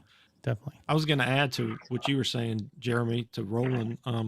A lot of what we've done in the last couple of months is that with the premise of both of us living outside of the state of Louisiana, I'm fortunate enough to at least get Rouse's here, and I can get a lot of the products. Most of them pretty good from South Louisiana. Jeremy's has to he can get them maybe not as timely and not as many. So what we've been doing is exploring for other people who have been I don't want to say exiled from Louisiana, because we weren't exiled. Yeah, we weren't exiled. Well, we can come back. Yeah. But what I was just going to say is that what we want to try to do is, because a lot of the things, because I'm like Spuddy, I try to cook a lot of things from scratch, but there's a lot of products that you see out there, and for a number of years I've seen them, and I'm thinking, I bet you those things aren't all that great. And so far we've run across a few that have been really surprising to us. So what you'll see from week to week is, and we're trying not to do just 100% food, but that's one of the closest things that ties people to their homeland. No doubt. Is having those recipes. And if you weren't fortunate enough to be at your mama's apron strings and see how to cook from her, then you need to then you end up with kind of a gap there. And so we're some people may use this as a bridge to these products as a bridge to kind of bring up, this is what it tastes like. Okay, maybe I need to try to do that type of thing. Yeah. So I just a comment. I had a buddy who's actually is a fellow brewer. He's still in the industry, and he was asking me about. He wanted to make a gumbo, and he was asking me about rice, and I said, I pointed him towards the mix that we had discussed on the show, mainly just to kind of get him aware of what the flavor profile should be, because I'd say that was a pretty safe approximation to what we would expect. But he's kind of like a Spuddy, he wants to get in and do it himself, and that's great. But as soon as he said something like, "Well, I'm gonna get Adele's andouille," I was like, "Okay, we have to have a sit down." It's you just kind of or Adele's, whatever. It's like, look at the back, look where it's made. No, you're not to be confused with Adele from South Louisiana. Yeah, exactly. So, but Jeremy, you said something. You said something that was just. I tell people all the time when they're buying sausage and andouille, one of the things you should do is read the ingredients and really study them. Yeah. There's something they use a lot in sausages called natural flavors. Yeah. Natural flavors is a chemical formula mixed with water that I can make it taste like anything, smell like anything, and I can make you addicted to it. There's something also dextrose in a lot of these products. Yep. There's MSG. They're going to see chemical names this long where we can't pronounce. If you're seeing all that in your sausage, it's they have a lot of research and development labs, and a lot of this is being made to make you crave that sausage. Right. But it's really not. It's not real. A lot of our American diet is not real food. So come back to the original. Yeah. Unfortunately, those artificial flavors, or natural flavors they call them, taste better than the real flavors. So you crave the natural flavor, and you kind of lose your taste for the real. Well, and that dextrose in there too. That's another thing that gets people addicted to it. James has a comment. Yeah, James. That's one of the things about James's comment there is that Ooh. that was one of my secret ingredients there that I learned about, and Spuddy even kind of talked about it, the smoked turkey necks. If I'm gonna make So, if I'm gonna make so a, a, I a kind of chicken forgot to put them gumbo, in. uh-oh, you So I forgot to did put make them my in. stock with them. Remember I made my stock with them? Yeah. Yeah. So they're all cooked. They can go in that gumbo. When I warm it up, I got a smoked turkey neck. Oh yeah. It's one But thing Hey, about yeah, Cajun that cooking. You never mess up. yeah. So that, but it's to me called that improvisation. That's what it is. yeah. Well, when I read that in a magazine from one of the, actually I knew the woman on Facebook, and she had her recipe published in one of the Louisiana cooking magazines, and I started watching it, or reading it. I thought, that'd be interesting to try. And once I tried it, and also one of the other smoke companies up down the river had a mix that called for that as well. And so what I ended up doing is once I put that in, it was like, man, I think my chicken andouille gumbo got so much better with those smoked turkey necks. So It does. I think, It gives a unique flavor. Uh, yeah, One of the people that first started smoking turkey necks was right here, the original owner of my place. It was Peanut Falls. And because Very Own Provision came over and said, man, Peanut, can you do something with these turkey necks? They were like a nickel a pound. Nobody wanted them. So he started yeah, smoking them, and then it caught on over the years. Right now, that nickel a pound turned into my cost being over A lot. like $1.50 a pound right now. It's crazy. It's yeah, going out. It's going crazy. And what that was a trash food. That was a food that yeah, had been given either the poor or the enslaved or anybody like that. People that hmm, couldn't afford to eat or to buy something, some decent meat. That would have been given to them. Nobody wanted it. yeah, Yeah. And yeah. now the trash food. A lot of our trash foods now are actually gourmet dishes. We're making gourmet Oh dishes yeah, with them now, Mm-hmm. yeah. and Well, you think it's about amazing. the some of the people that I've met over the years doing some of these boucheries. They'll do they'll be chefs outside of the South Louisiana, and they'll start talking about how they'll serve the little hogshead cheese on some sort Oh of yeah, yeah. fancy little crust, and and all of a sudden it's become this pate and all this fancy stuff, and it's it good old hogshead cheese on a saltine is the same thing. You know People pay a something? lot of money out. Hog and cheese and saltine is all you need. Oh Or yeah, put it on your yeah, grits and let it melt on your grits.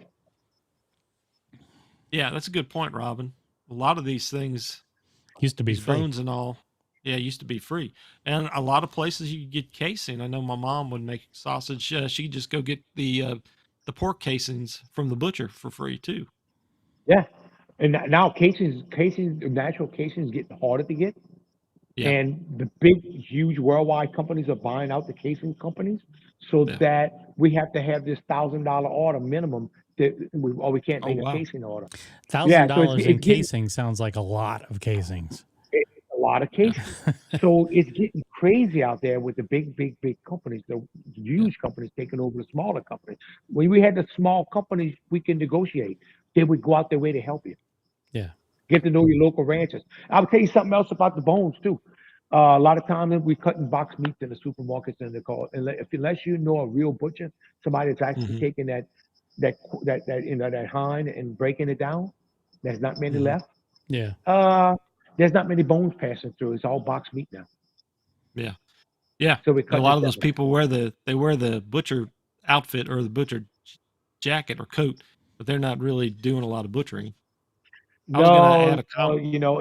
that's another trade that out here, unfortunately, we're not seeing a lot of it anymore. Yeah. Yeah. I was gonna comment, Robin made a comment about knowing your local ranchers, and she's got a show out of Southern California that focuses a lot on the farm and the food table out there. So I love it. she's embracing of that out there as well. And so there's a lot of people who want to learn to cook this way and learn these old traditions, and hopefully, and thanks to people like you, Spuddy, hopefully, people being inspired to keep doing that type of thing. Yeah, Farm and Food Shed Report is what Robin's show is called. You can find them. What's your radio station again, Robin? I can't remember. Almond Um, is FOIOC. it's food. It's she had a that's supposed to be an invisible eye in the middle of that. Yeah, That's farm and food share shed. some of that dog beer I was drinking over here. that's awesome. FOOD. Okay, farm and food shed. All right, Robin, you're my kind of woman. No, Yeah. I love it. I love it because everything we teach in the Cajun cooking experience is farm to table. And people are amazed at the flavors that I called it Yeah. building the flavor. Yeah. People are amazed that when you take your time and cook something and actually stew this food or make that gumbo from scratch, they're amazed how much flavor and the flavors they haven't tasted. They've never tasted these flavors before. And I'm telling you, they're totally amazed. And we Yeah. give them an One, easy way to do it. yeah. And so the other advantage with taking the Cajun cooking experience is that when I first moved to Mobile, and I guess when I really became more interested in trying to cook on my own, you know, we have the advantage of running over to South Louisiana in about 2 hours from Mobile, and we could get the kind of good or better quality andouilles that we couldn't get over here at the time. Yeah. But I tried to teach myself, and I did fairly well how to make my own andouille because of the fact I just when you have had good andouille, then you don't want to settle for the other stuff. And so Exactly. That's true. and It's very yeah, true. so what I ended up doing is, you know, back Vacherie had Jerry Scheck had something on the internet called the Vacherie Forum, where I met a lot of my distant cousins, and I'd start asking these guys. Some of them have passed on now, the techniques, and they would share just those things that you shared with us tonight, the different techniques for smoking, the different woods, you know, Absolutely. and the basic seasoning. And so I was able to kind of work on. Now I can make like 10 or 12 pounds of andouille, and it'll last me about a year. I would like to eat it every day, but I know I shouldn't because I need some variety. No, and So you're right. And I tell people the other thing I tell people all the time, invest in a little meat grinder. yeah. Buy your roast and grind your meat. Don't buy the ground meat in the store. Uh, Mhm. everybody buys turkey ground meat, healthy, good for your health. So I had a bus tour, and I was tour guide on the bus, and the guy tells me, he toured one of those factories. And after they finish cutting everything off the turkey that they want to use, they take that carcass and shove it and put it in this tube, and it gets sucked in. And when it does, it pulls everything it can off them bones, Mhm. and all that's used to make that healthy turkey ground meat that we eat. Buy your turkey meat and grind your own meat. Buy your beef or pork and grind it yourself. You don't have to spend a lot of money. The little bit you're going to use at home, do your own. Yeah. On air with me, our favorite chef's booth at a local Oh, sorry. farm. I'll I put miss that that. back. Yeah. Market were packed, and the day we did anything Cajun Creole, I love it. I love it. Yeah. And Robin says, thank you. Thank you, Robin. And So Cajun Spuddy, people want to know how to do this again. yeah. Now I know at least my next planned visit to Vacherie is going to be probably August. Okay. That's my long term one for the commemoration of the St. Philip cyclone Oh yeah, tornado yeah. event that took the life of Jeremy and my great grandfather. Yep. So hmm and so hopefully things will work out where you'll be involved with some of the foods on that too. We just hopefully I'll get everybody together and start making a plan on doing that. Um, so definitely I'll see you at least by August in person. Oh yeah. And then y'all both going to be down for that? I know I will because I'm trying to put together the presentation, but I'm not sure if Jeremy's gonna be able to make it. Yeah, we're actually as I told you the other day that we're shooting for a boucherie at the end of February right now, Oh yeah, yeah. and so we're planning to come down for that. All things working out. We're just trying to get the schedules laid down with all the family members that suddenly want to go to Louisiana beside myself. So now we're going to figure that out. But yeah, we'll be down, and if David's around, you had mentioned about cooking together. I think I could Absolutely. I could hand your beer to you if you need that. Oh, no. No, I'm kidding. So I'm what we're kidding. going to do is we're going to show people that we could take somebody that left Louisiana and kind of forgot to come, and we can like riding a bike. You're gonna Yeah. get back on that bike and ride Oh again. yeah. I And so you're mean, gonna cook it. You're gonna cook, and then people are gonna say, "Well, man, if Jeremy can do it, I can do it too." Okay, I No get pressure. I get no. I just he is the Oh, master. James David. got bag ass. Yeah, we did He use bag really ass is the before. But master. go ahead, Jeremy. No, you're just the master. now, Going, you don't dig. No pressure, man. No pressure. I mean, but if now, you say Jeremy, you can't, I understand. yeah, I was gonna say Jeremy has run a restaurant, a Cajun restaurant in up in Washington State. So, and he knows all the ins and outs and worked on food development and recipe development. So, That's no doubt in he's my probably mind. But it'll be a he's good show. probably It would be a good show. yeah, he's selling himself short, I'm sure. So I have But look, faith in Jeremy. look, I have 3 burners here. We can each cook a dish. There you go.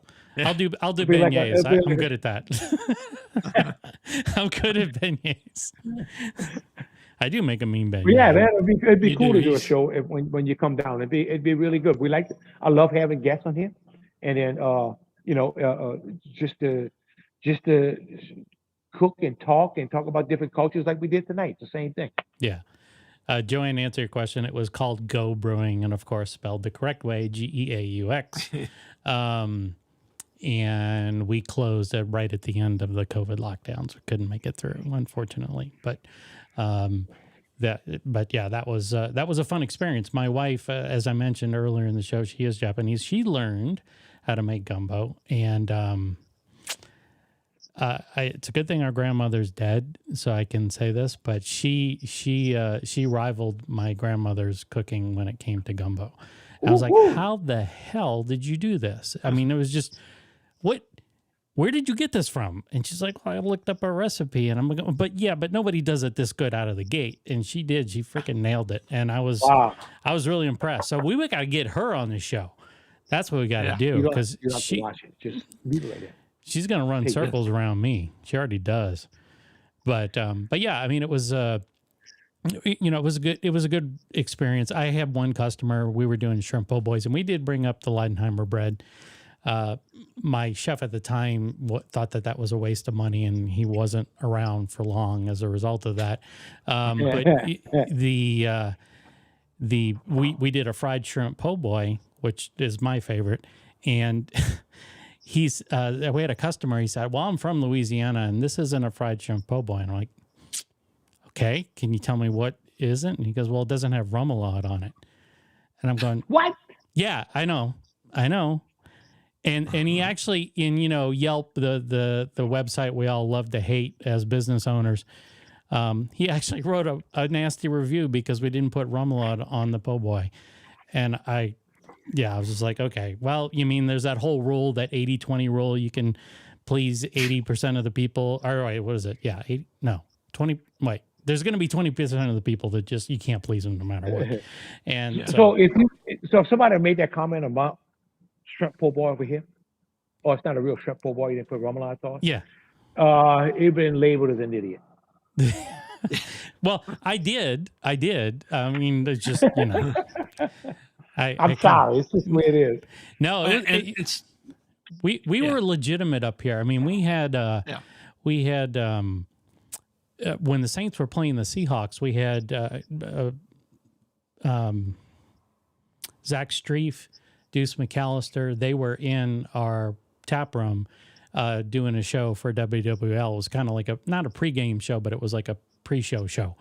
Yeah. And I remember that. Yeah, it was great. And Zach looked at me because I was freaking out about my shrimp po' boy, and he just looked at me and he goes, I don't know why you're acting like a spaz. This is awesome.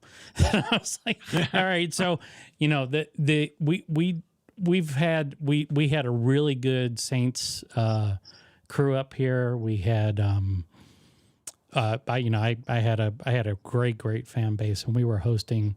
It was really interesting because the bar was shaped like an L. So when the Saints played the Seahawks, that was the only time we ever really saw Seahawks fans come into the restaurant, which was kind of interesting. But they would come in to kind of get into it with the Saints fans. And because of the L-shaped bar, I had to put a sign that said Saints fans this way, and Seahawks fans this way. And it was fun. It was all in good fun. But when the Seahawks lost, we it was it's quite interesting. They're not the nice passive aggressive folks They're that a nice lot of people losers. think. They're not good losers. No, they're not. They're not. Oh, Pete So, Carroll just just got canned today too. By the way, Oh, really? so yeah, I did. Okay. I was Not to get gonna, into I football. was gonna comment that to your point there, Jeremy. Now, in some cases, this individual probably, if maybe I don't know if that's how his family had it, or if that's Could have been. if that's his only experience, is Yeah. that's how they served it, Sure. and maybe that's the case. But and the other thing is that if you have grown up or learned how to do these things, you also know that there's not just one right way, other than Spuddy doing it Spuddy's way, but Which is apparently the right way. But no, but I mean the thing about it is that's part of this education process. That's Right. part of learning. When Sure. you see Spuddy make his, or mine, or you make yours, they're all going to be different. And as I think it's Liz Williams in New Orleans at the Southern Food and Beverage Museum says, you will recognize that somebody else's gumbo is a gumbo. It's not your gumbo, but you recognize the components. You got the Yeah. thickeners, you got the proteins, you've got the stock, and they go together to make this wonderful concoction that we all enjoy. And so not everybody's going to do it the same way. Not everybody's going to do the fried shrimp po' boy the same way. Yeah. Some of it's going to be based on their family, but hopefully people are open-minded enough to say that's an interesting jambalaya, or that's an interesting white beans, and hopefully they'll learn from it and say, Yeah. I think I'm going to try to do that in mine next time. Yeah, definitely. A lot of times when I want to cook something, it's a new dish. I'm not really sure how to cook it. I'll break out 3 of my favorite cookbooks, 4, Sure. lay them all That's out what I with the do. recipe. Look at each That's what I one, do too, Spuddy. and then close them, and then do it my way. But it's about watching you. I might pick up something from you. What was funny Yeah. was if I go around where people are cooking, and I don't know if it doesn't happen anymore, but I remember people would kind of get intimidated. I'm doing it right. Am I doing okay? Dude, it's your way. It's all good. I'm not the judge. I'm good. It's like, man, look, I just do it your way. It's the best way. And Yeah. that's what makes it unique. Like, I can give you a recipe. That's why it's hard for me to write a cookbook. I'm working on it. It's hard because I can, whatever recipe I put in there, I may cook it next time and they'll have something different because I'm always Yeah. changing it. Yeah. Because it's how Yeah. my brain works. And that's part of the Cajun culture is making it work your way. And that's how the grandmothers and grandfathers would have cooked too, based on Sure. what they had available. Because even if you followed your grandmother's recipe, think about the variations in what the water she used, or the Oh, meats. You could follow it implicitly, and it's not going to taste the same. it's Even not. though you did everything, the seasonings that you put in your sausage may not be as potent as they were, or more. There's all these different things. That's right. Yeah. Yeah, so James made a good comment there toward the end. Yeah. Right here. Jeremy's guest obviously wasn't raised with Southern Never manners. heard of He rice could have boudin just until it was asked for a little commercialized for rice. public Yeah, sale. So that's a Yeah. good point. The German that is boudin excellent. didn't have rice. Yeah, But you go to Lafayette, you go out west, it's rice country, so Mhm. you use it as a fill, I guess. But out here, Yeah. if you came to Vacherie, you didn't have rice and boudin. They had Yeah. a strong liver yeah. taste.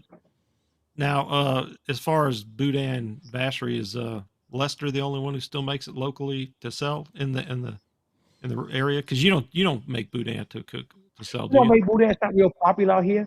So Yeah, we don't make it. It's not a good seller where we at.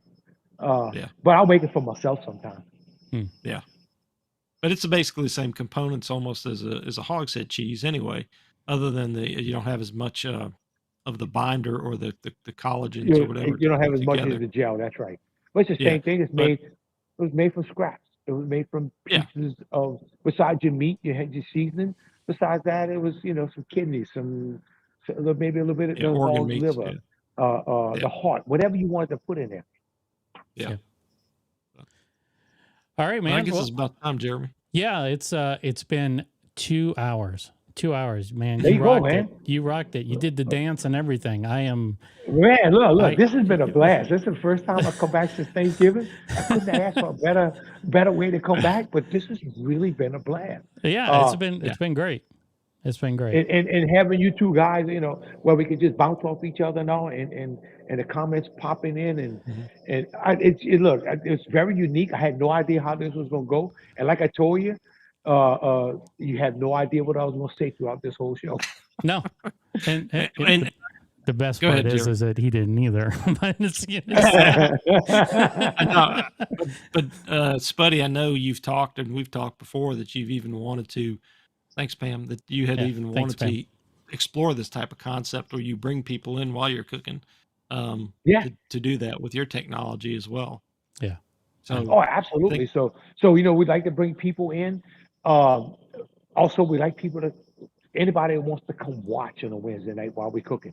Because one thing about it, if you watch or you want to be part of the show, we're going to eat after. Yeah. We're going to drink a beer and eat. It's the Cajun tradition. And we're gonna visit a while. Yeah. I'm pretty hungry right now. So yeah. If y'all were here, man, we'd be eating. I'm gonna tell you. I know. This whole conversation has been going on with a bowl of gumbo. Yeah. One other thing for anybody out there that wants to know about crawfishing in Louisiana, on YouTube, and I think right now it's still the #1 watched YouTube video. It's called Boiling 10,000 Crawfish. I just happen to be in it, and it's actually it was shot here in 2016. We went live in 17, but it is over 18 million views on this show. It is authentic, catching the crawfish, cleaning the crawfish, making andouille, cooking the jambalaya, and then doing the whole crawfish experience. And then at the end of the day, what do? You have the throwdown. You gather with friends, you spread the newspaper, you dump the crawfish on the table, and you eat, drink, and be merry. Yep. Yeah. And that's a good point. In addition to all the places you talked about finding you, if they go to YouTube and type in Spuddy Faucheux, they will. You might have to spell Faucheux for them, but you type it in. Faucheux. Yeah. Yep. So, you got to tell everybody who's still watching. How'd you get the name Spuddy? Oh, good question. So if anybody ever guessed that, nobody's ever guessed it. So when I was born, and this will give you the year I was born, first thing they said when I came out, it's a little Sputnik, 1957. The Russian spaceship Sputnik. I think the second Sputnik was sent up, so it started off as Sputnik, and it wound up as Spuddy. My mama had to actually tell me what my real name was to go to school. you know what's really funny, Spuddy, is that I was having a conversation with ChatGPT about your name, and kind of coming up with some concept ideas for this episode, and it kept wanting to make you a potato chef. Yeah. So I get that all the time. Potato. Oh, there's a place in Metairie called Spudley's. Yeah, I remember Spuddy. So the triangle place, right? It's still there. Oh, it's still there. Okay. And everybody goes, man, I ate at your place in Metairie. And I go, no, I'm not the potato man. I'm the andouille man. I'm the meat man. You ever been inside there, by the way? That's a dingy, dark place. It is. I mean, I've only been there a couple of times. I remember their French onion soup was pretty good. But anyway, that's 25 years ago. All right, guys, thank you very much. This has been awesome. Okay, it's been a blast. By far, I would say that this is one of the best shows we've ever done. So awesome. Thank you so much, Spuddy, for your. And this can be watched. It will be on YouTube. It'll be on YouTube and Facebook replay on Saturday. So but it'll be out there until the internet or YouTube shuts down after that too. I mean, you'll have it out there. Yes. Yeah. Okay. We'll have it. So, and then, if there's, anything, I just, for YouTube and stuff like that, I put the subtitles in and all this other, I'm going to see how it handles your subtitles, by the way. It's gonna be interesting. I've done that before. It's interesting. That's all I'm gonna say. It's no ChatGPT, more Cajun accent, please. It's but it should be funny. But anyway, thanks again, and I sent you guys a quick message and we'll go ahead and wrap it here. So thanks a lot. Okay. Good night, everybody. Thanks a lot. Good night, y'all. Love y'all. Bye. Bye.